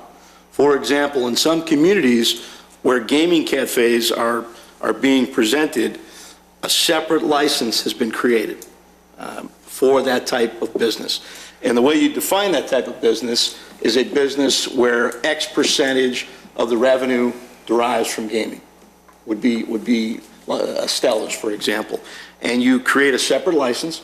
Some communities like Lake Zurich, for example, and they've limited that kind of license, how many we're going to issue ultimately. That's an option. Other communities have limited video gaming to certain classes of liquor, other classes of liquor licenses. There are communities that have limited video gaming to just liquor licenses for bars and taverns. Okay, no restaurants. Other communities have limited it to just restaurants. So within the ultimate authority of saying no to a liquor license, which is the ultimate, I think, your ultimate say, we can certainly amend our liquor code to address other possibilities. Now, it seems to me that one of the major concerns arose because of places like Stella's. And these are places that are popping up in shopping malls. They're going to serve food, and they look like nice establishments, but there's very little question that most of their revenue is going to be derived from gaming revenue. Now, if you're at a point where you've got two that you've approved and one that you've held off on, where two is all you really want to see in the community, then we shouldn't create that other license that we held in abeyance, and we should amend our code to create a certain class for places like, for gaming cafes. I keep saying Stella's, but they're not the only game in town. There's another, there are other companies doing what Stella's does. That's an option. If gaming cafes are the main concern. If you have a concern that you don't want to see restaurants, who derive most of their income from sales of food, have video gaming, we should talk about that. If you only want taverns and bars, which is I think what we have now, that have applied for and been granted video gaming, to have video gaming licenses, that's another issue. I think most of your concerns and why I was asked to look into it were related to gaming cafes, because when we looked at gaming 3-4 years ago, we sort of evaluated with the planning department how many establishments could apply for a gaming license, and if they were able to get up to 5 machines, what kind of revenue, the village ultimately could gain from that. The other aspect I don't want you to forget, because video gaming is tied to liquor licensing, if we have an establishment, bar or a tavern, for example, that has video gaming, and for some reason the video gaming has led to ordinance violations, situations getting out of control, whatever the case may be, you could always address that through the liquor license procedure. Liquor licenses aren't only suspended, licensees aren't only suspended or fined because they serve sometimes underage people. Someone who holds a liquor license in this community has to abide by all of our codes. If video gaming in a licensed establishment is causing difficulties for the police department, fights or whatever the case may be, we could attack the liquor license. So you have a lot of control. So all that being said, which is a sort of summary of my memo and the various creative ways to address licensing, what I think we as a staff would like to know is what is the major concern, and do you want me and the staff to start to amend the liquor code to address whatever it is you're concerned about? Okay. Trustee Brady, I'll start with you. You're right. We do want to control the amount of businesses that are allowed in town, new businesses. Okay. Because we've so far worked, we've approved 2, I think we're on our way to approving the 3rd one if we haven't already. And I hear in the wind every time you pick up a paper, there's some new LLC in some other community wants to open 3 of the same type of businesses, and they're knocking on our doors from all directions. And I just don't want to see this town flooded with it. The whole idea, and I think everybody on this board agrees, the whole idea when we said that we would allow these is to help our existing businesses, to help them pay the bills. They're all struggling. AmVets, Kilcoins, some of these other older establishments that they've been here forever, and we want to help them. We didn't do this so that these corporations can come running in here and just take over all our empty stores with these cafes. I think the liquor license might be the way to do it. If we could say that any business in Wheeling, the existing business in Wheeling can be grandfathered so that they could still do this if they choose and put a moratorium on new liquor licenses for these type of establishments. Do it that way, do it through the liquor license. It's definitely through liquor licensing. I don't think you have to grandfather in what's here because they're so different from what's coming. The gaming cafes aren't bars, they're not taverns, they are facilities or establishments that have a very limited menu, they have a beer and wine license, and they have 5 video machines. So Ken, I understand what you're saying. I definitely think you can create a license category for this group of establishments by defining what they are and what they do, And you can consider limiting how many we're going to allow. Other communities have done that in terms of how many special licenses you're going to grant. I don't know who all has applied, who's got theirs. I know some of them already have theirs, but I don't know who's all applying and who would be eligible in the future in the community, a long-term resident, a business resident of the community that would want to apply, how they would fit in the future. I don't want to make it tough for them to get a license, but I just don't want to see all these outsiders, because it seems like they all look the same, their stores all look the same. The people that come before the communities, they're like their clones, and they come marching in with their grandiose microwave sandwiches and their glasses of wine, and they want to open up a dozen of these things. We don't need that. I don't think there's any business in town in Wheeling like the two new Stella's locations that were proposed. What we have in town are very different. We have restaurants, bars, taverns, and any of the existing businesses that have an on-premises consumption liquor license can apply. They can apply under state law. I do think they're different enough from the Stella's type brand that we can differentiate within the code. Unless they come up with some sort of, hybrid business that they could claim fit the description of a restaurant, or a bar, and that would fall under that code. That's what I'm saying. I would suggest we don't. I think it's a percentage of revenue. Really? What's your percentage of revenue? What's it based on? Is it based on liquor, food, or gaming? And I can tell you that I think in the existing businesses in town, they existed long before video gaming, right? Either as selling food and liquor, or selling liquor primarily with a small menu. But I understand your concern, and I think liquor licensing is the way to address it. All right. Trustee Vogel? But Jim. Yes. Correct me if I'm wrong. If we do nothing, we can deny a video gaming license to anyone that comes in here by not allowing them to get a liquor license. You deny the liquor license, so effectively you do So deny it's the that video simple, right? Correct. So if we want to keep people off from video gaming, we don't give them a liquor license. Correct. And we have every right to do that. Yes. I mean, it's as simple as that. So why do we need something else? Why do we need a new ordinance or a new classification? It's just, we already have the power to determine that and to do that. And what we can do in that regard is we can add to our liquor license application questions regarding video gaming.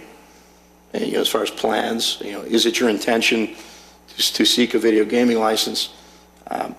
Towns have done that. Elgin has done that.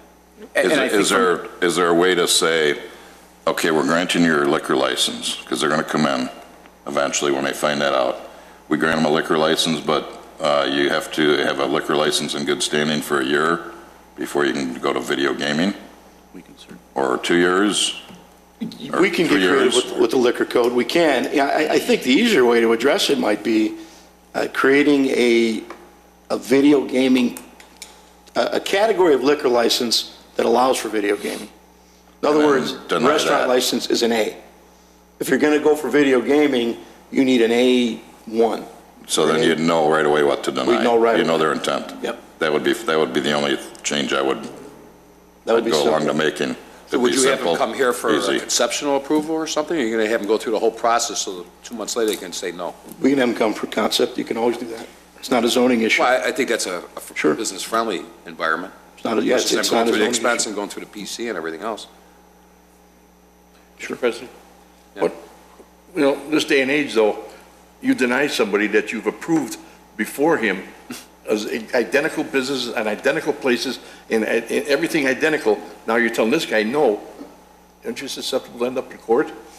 Again, liquor licensing is a real unique category of power that you have. Yeah, but don't you have to have a reason to say no? You don't. You can decide not to create a liquor license within your sole discretion.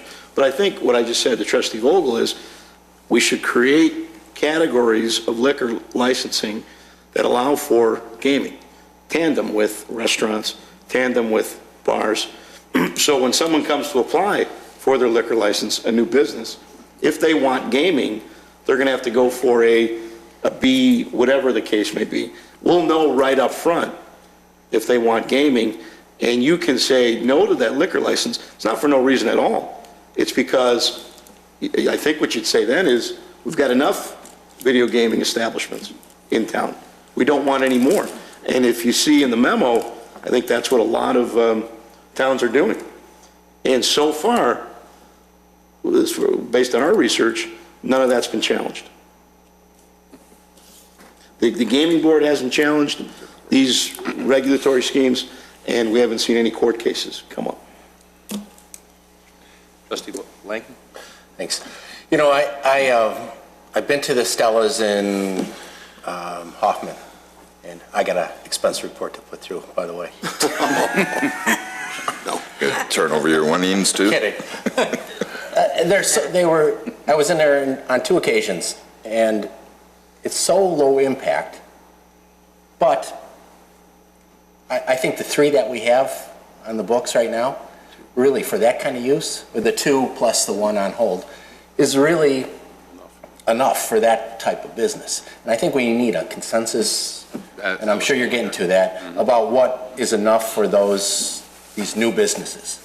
The restaurants and the bars that are already here, I think the spirit of this whole thing, the reason that I said that I would allow video gaming here is for those restaurants and bars that existed in this town, not really the newcomers.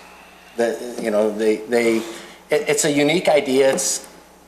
It was interesting to see how these things would work. I don't think they're going to be a huge impact. Like I said, the times I've seen them, there's been hardly anyone in there. And business has been really slow on them. Well, it'll be interesting to see how ours turn out. But again, it's the 2 to 3 that we have on of the Stella's type businesses. I'm fine with that. That's enough. What's this? Okay. Can I talk about that? Sure, go ahead. President Argyris was just flipping through the memo that was provided as part of this discussion, and I'd like to piggyback on some of the things that were said. As far as existing restaurants, there are 6 licenses pending currently. 11 total. In addition to the 4 that already exist, I'm sorry, the 5 that already exist in our community. I think we've seen the rush on these licenses for existing businesses. Those restaurants that have a liquor license that are established, that aren't included in those 11, those 5 and those 6 that are pending, I don't think you're going to see any additional requests come from those restaurants. So I think we're covered there.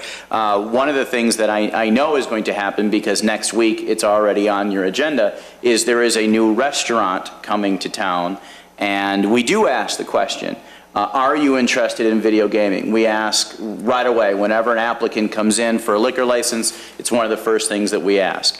And it seems that this particular restaurant is interested in it. Now, when you hear the concept and everything, you may agree that it sort of fits. You may not agree. But that, I think, is where we need to talk about, future licenses, and are there categories for whether you want to see new restaurants have video gaming machines as part of their business plan or not. Because I know that's going to be a challenge for us, because we need to know on the front end when these businesses come to us whether or not the board is even going to consider a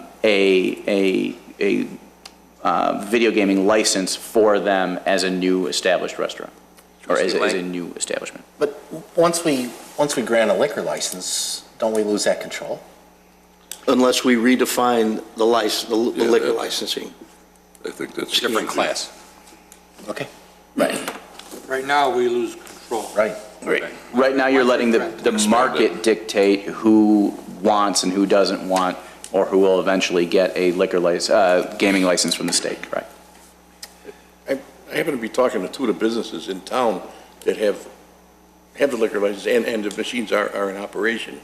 And once people get a handle on what these machines take in per month, it's astronomical.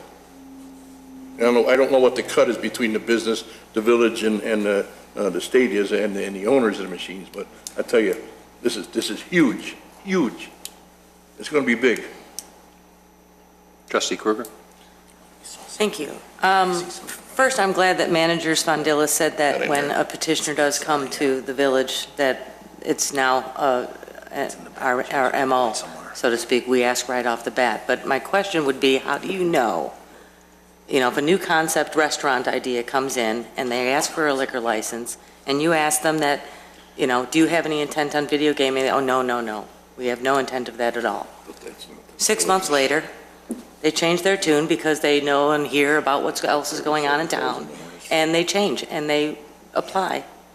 I mean, how do we control that without changing the liquor? I think you need to change the liquor code to be absolutely certain. You need to create what I just talked about, a tandem license, a license that if a new restaurant is interested in gaming, it doesn't only need an A liquor license for a restaurant, it would need an A, we could call it an A1 or an A3, whatever we want to call it, that would allow it to have gaming.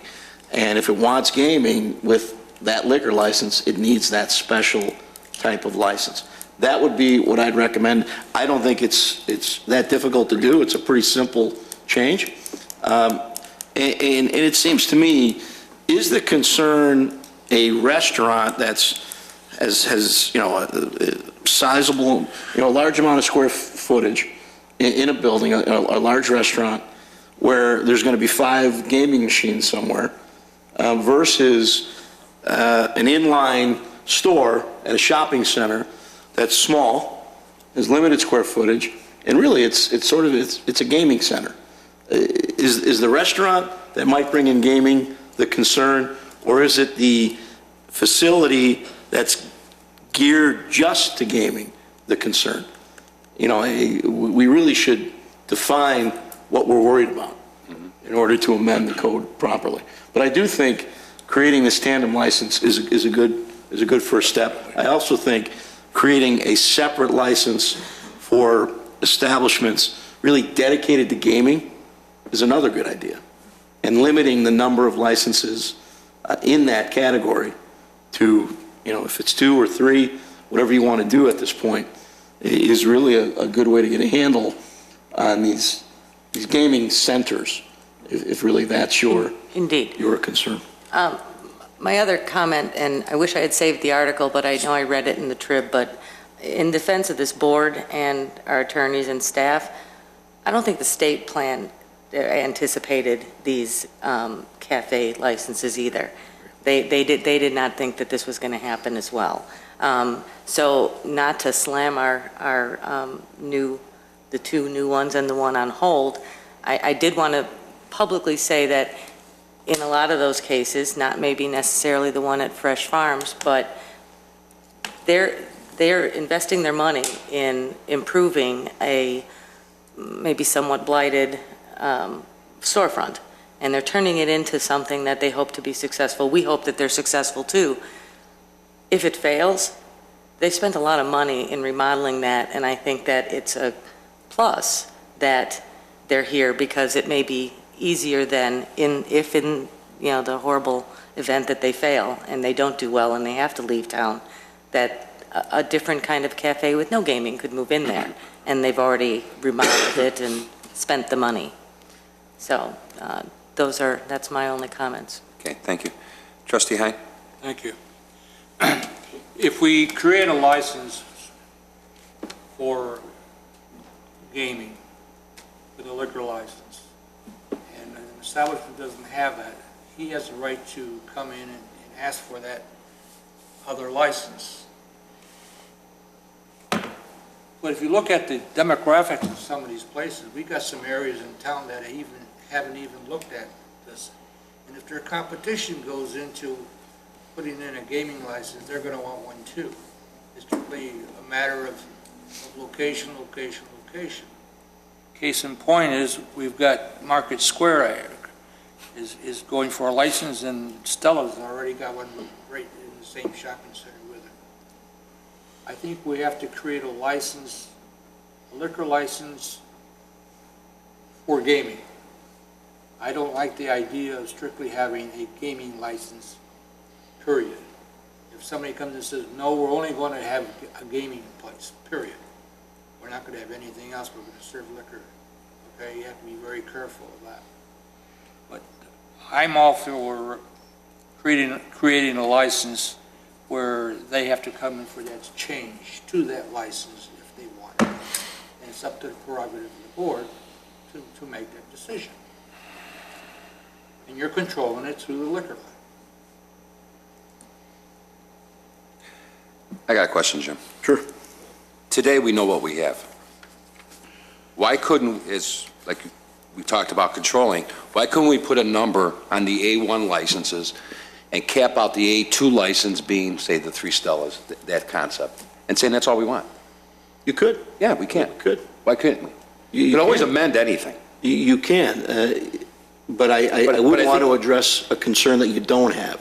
If you're not concerned about restaurants, like I said, large restaurants having gaming or new bars having gaming. Well, you got a couple of restaurants that are pending licensing now that are large restaurants. Twin Peaks is a large restaurant. I know. Is that your concern? Is that this board's concern? No, I think my concern is having the storefronts, more of the storefronts, more Stellas. That's what I thought. I'll be honest with you.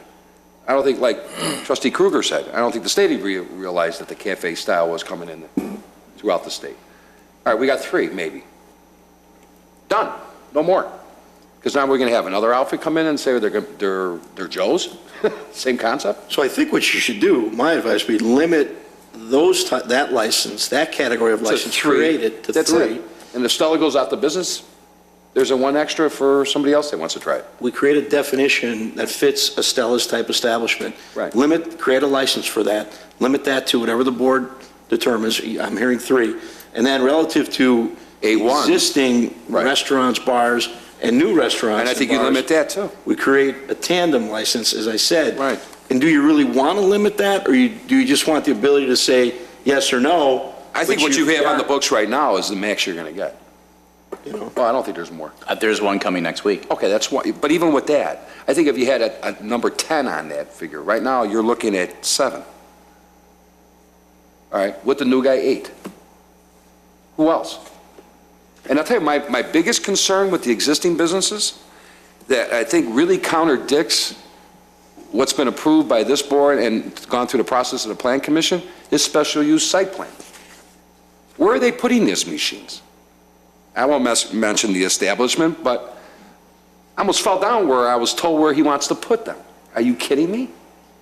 A clear view of when patrons walk into your establishment, even though the minors can't go there, but they see it.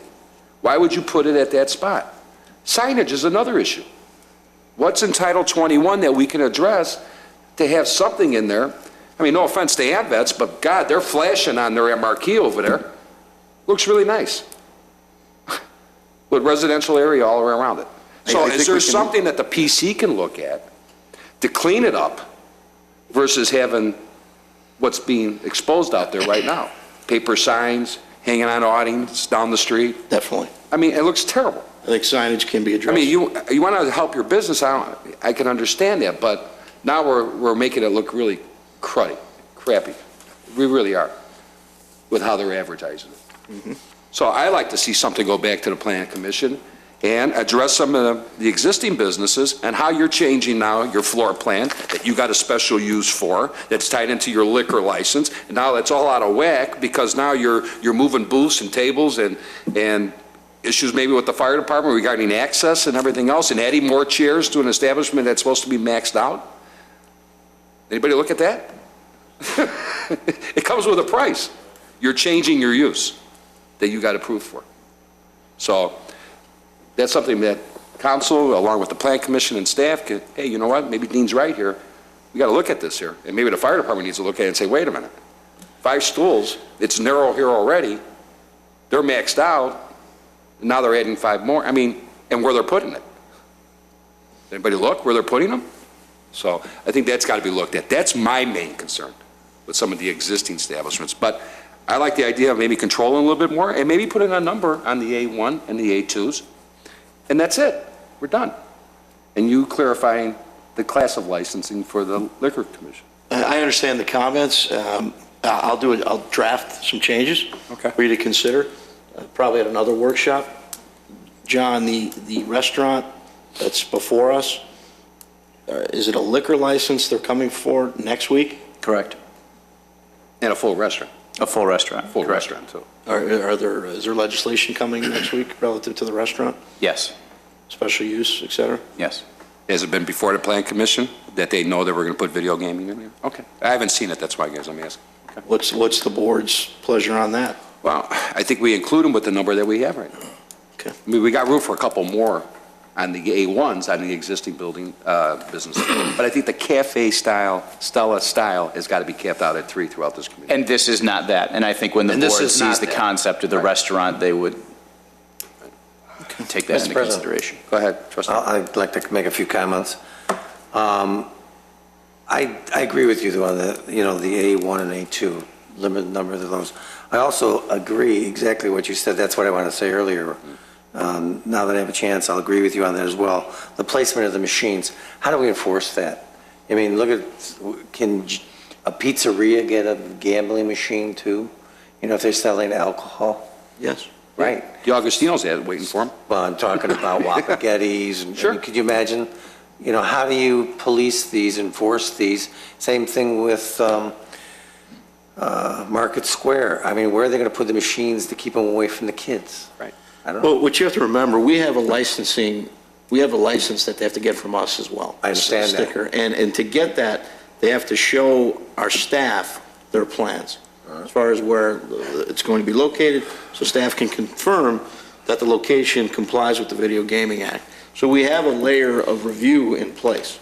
Now, if they present a plan that works and ultimately out in the field, they change it to be violating the act, and we're made aware of it, we certainly can go in and make the establishment aware that they have to comply, and if they don't, The liquor license. the liquor license is at issue. Exactly right. We're going to go to consensus now. The state has very strict requirements for where these machines can be and how they're viewed and whether there's access by minors. And the state actually enforces that too. They do spot checks on each establishment that has a gaming license. And that's great with the state, but I think we got to worry about our own Agreed. code and access. Trustee Brady, you have one last thing? Yeah, one last thing. What is the state law on minors? 21 years old or under are not allowed? Relative to what? Gaming. To be in these gaming places. 21. So what are we going to do with places like these restaurants when families are going to go in there to eat? It's not that they can't be in the establishment, they can't be in the area where the gaming machines are located. State law requires that the gaming machines be segregated from the other part of the establishment. So someone under 21 can be in the restaurant, but cannot go into the area where the gaming is. Can that area be defined as just a little fence or something? Has it got to be? It's been as simple as ropes.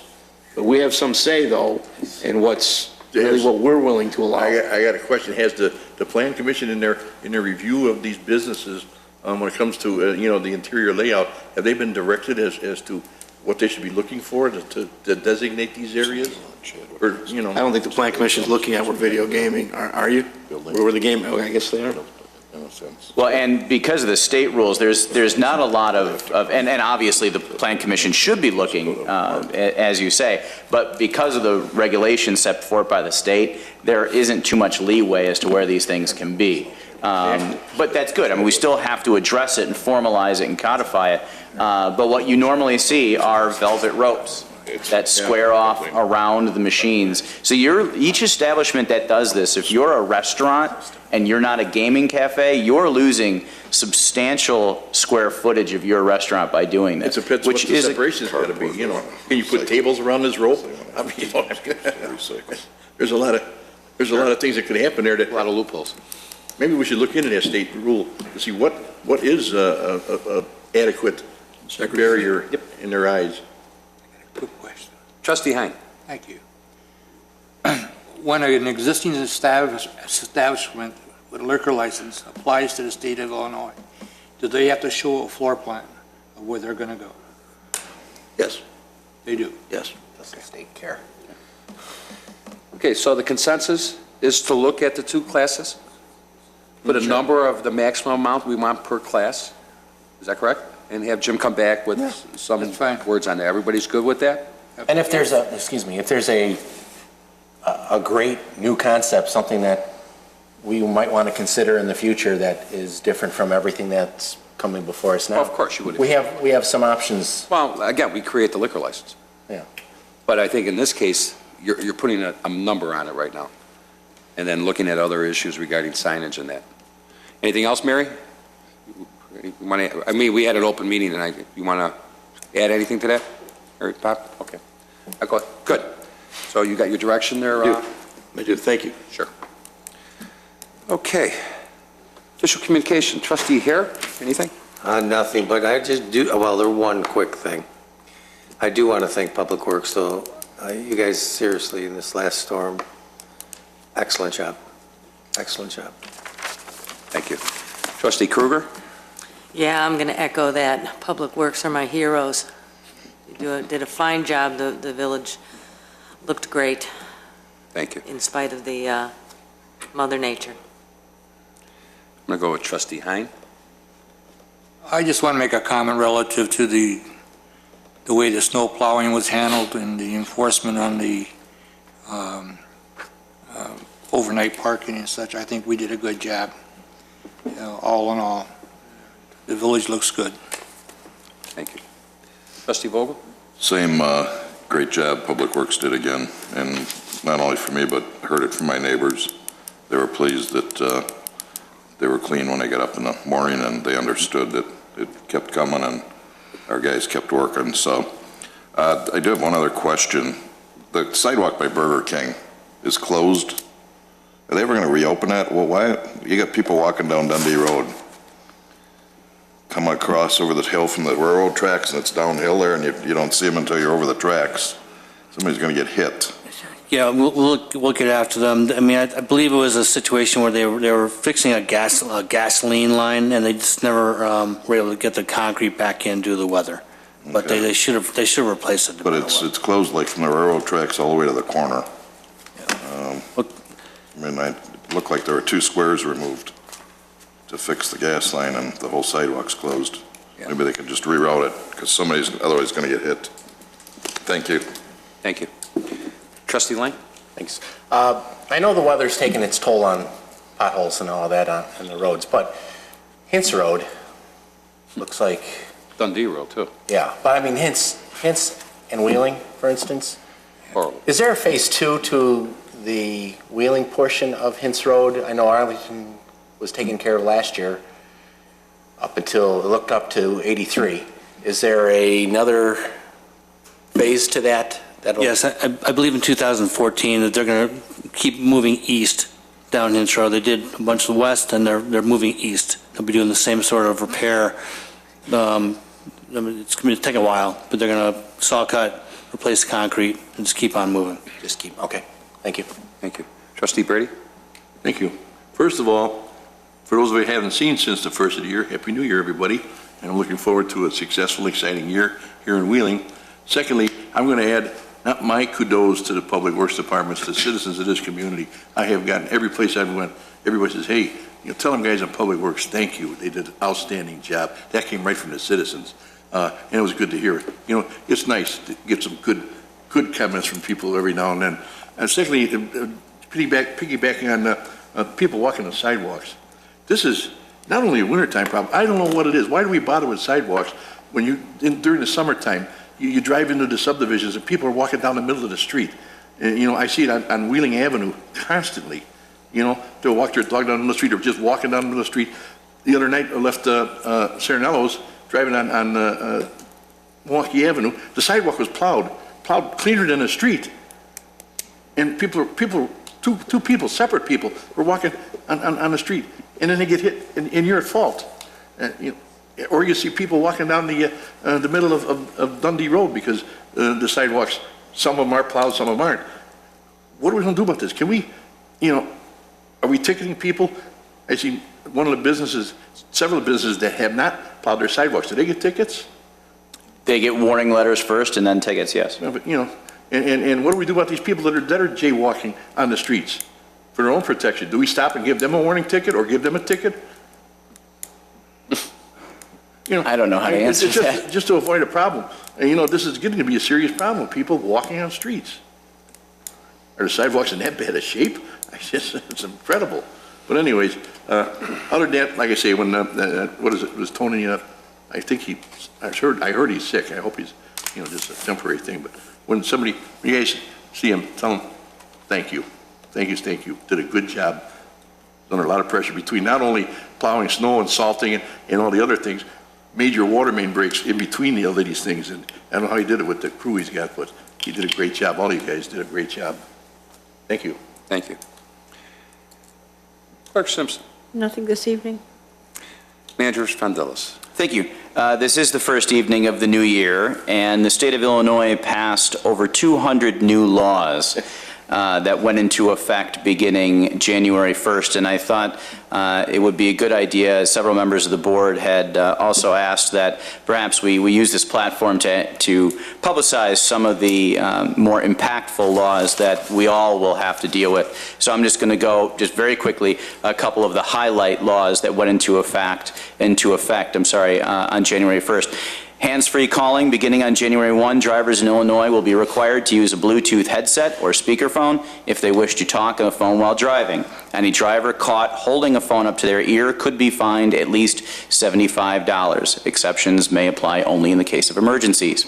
Speeding. As of January 1st, the speed limit on rural Illinois highways has been increased from 65 to 70 miles an hour. For now, the law leaves the majority of the Chicago area as a slow zone. Teen tan ban. Illinois residents younger than 18 will no longer be allowed to use indoor tanning facilities as of January 1st. Any business violating the new law could be fined $250. Underage voters. Beginning January 1st, any Illinois voter eligible to vote in a November general election will also be eligible to vote in the preceding primary, even if they are only 17 years old at the time of the primary. Interested 17-year-old voters in Chicago must register by February 18th in order to vote in the March 18th primary. Puppy law. New pet owners in Illinois will be newly protected by a lemon law that allows owners to be refunded the cost of the pet or reimbursed for veterinary costs if a new pet has been purchased without disclosure of any serious illness. For how many years? Yeah, there's statute of limitations on that. I can't believe there's a law called the puppy lemon law. Litter laws. Cigarette butts have now been specifically designated as litter, and under a newly strengthened penalty, anyone caught tossing one is risking a $1,500 fine. Yep. Social networking. It will be illegal for a school to ask for a student's social networking password without proper cause. This extends to workplaces as well. And last, medical marijuana. Illinois has become the 20th state to legalize medical marijuana in a pilot project with some of the strictest standards in the nation.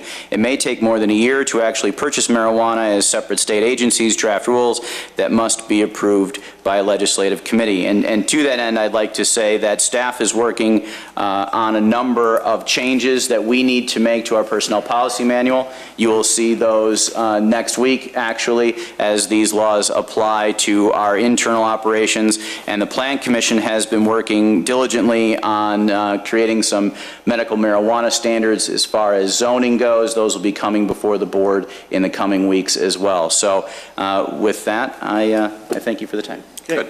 Good. So I take it the speed limit on Eads is now 90? Yeah, 20 over what it was. I just got a couple of comments real quick before I start with Public Works. Kudos to the fire department. We almost had a near catastrophe the other day under some strange conditions on Denison. I think your guys did a terrific job with that. Also to the police department. You know, we talk about Public Works and the fire department and everybody else, but the police department's running ragged all over the place. Chief Benson and I, along with the manager, field numerous calls of some complaints in subdivisions, associations of all things. And we talk about sidewalks, but the village here had taken a step many years ago of try to be business friendly, try to help with our Public Works department when they're able to do sidewalk removal. It's funny, go down to Phyllis Harmon bicycle path walkway on Dundee Road that connects Wheeling to Northbrook. Where would you put the snow? Okay? People forget we got almost 20 inches of snow in about a 72-hour period. And then we have folks who call my house, call John, call the police department at 3 o'clock in the morning, screaming and yelling because our Public Works guys had to put snow on a corner of a parkway next to their driveway where they had a hard time backing out. And more important, Then we got phone calls from people that got ticketed because they parked on a village street because they wanted to get their car off their driveway in their subdivision, not single-family home, condo association areas, so their people can get their driveways clean. Folks, you need to be patient. This wasn't a dusting. This was a lot of snow with limited spots to put it, and then we got hit with a blast of sub-zero weather, okay? When we got 6 to 8 guys working major water main breaks, that's 6 to 8 guys that's not plowing. And they have guys working 19 hours straight, and just to hear complaints, again, from condo associations, not from our residents in single-family homes. They actually patted you guys on the back, and I got letters in which you guys got copies of. And businesses that needed help. We need to work together here. We all need to work together. And our guys have been out there. I mean, we've had 3 brushes out there doing sidewalks to put them where? They have IDOT come 5 minutes right behind you and put it all back on there again. Phyllis Harmon Path that connects the 2 towns still hasn't been touched. And you want to know something? It's probably about 1.5 feet deep. To go where? And we got to do it. It's our responsibility. The Village of Wheeling to clean that path all the way to Northbrook. Talk about people walking on streets. They're walking on Dundee Road. So all I'm asking is please be patient. This was a heck of a hit. It was happened New Year's Eve. It started then. And we had businesses, we had patrons in town, and New Year's Eve was busy on, you know, with all the restaurants, you know, and we're trying to accommodate everybody. But and then you have ComEd with their issues, and I mean, this was a fun couple of weeks. But we got to be patient. We got to work together. We all do. So with that, I want to stop with that. Again, thanks to police, fire, staff. You guys were great. Coyotes. A lot of news about coyotes. Actually, I saw one in my backyard 3 days ago. Be careful. They're out there. And if you read the articles in the paper, February begins their mating season. So they're out there in full force, looking for food, looking for girlfriends, whatever, but they're out there. So be careful, okay? Another thing, whatever, I'm not going to get into that. On a positive note, we have an opportunity here on Tuesday, January 21st at 6:30. The Village of Wheeling will be hosting State Representatives Carol Sente and Elaine Nekritz will be doing a town hall meeting here. All are welcome, businesses, residents, to come here on Tuesday, January 21st at 6:30. And instead of one representative, we're having 2. And they're going to do it together. They answer questions regarding issues in Springfield, on the local level, on the state level, and it will be televised as well. So a couple nice things that we're looking forward to. And right now, that's all I have. And I entertain a motion to approve the bills for December 12, 2013 through January 1st, 2014. So moved. Motion by Trustee Hare, second by Trustee Vogel. Roll call, please. Trustee Hein? Yes. Trustee Vogel? Yes. Trustee Brady? Yes. Trustee Lang? Yes. Trustee Krueger? Yes. Trustee Hare? Yes. President Jarvis? Yes. Entertain a motion to go into an executive session to discuss the appointment, employment, compensation, discipline, performance, or dismissal of a specific employee or employees of the Village of Wheeling, and also regarding village-owned property. So moved. Second. Motion by Trustee Hines, second by Trustee Krueger. Roll call. Trustee Hein? Yes. Trustee Vogel? Yes. Trustee Brady? Yes. Trustee Lang? Yes. Trustee Krueger? Yes. Trustee Hare? Yes. President Jarvis? Yes. We will recess into executive session at 8:45. Good night, everyone.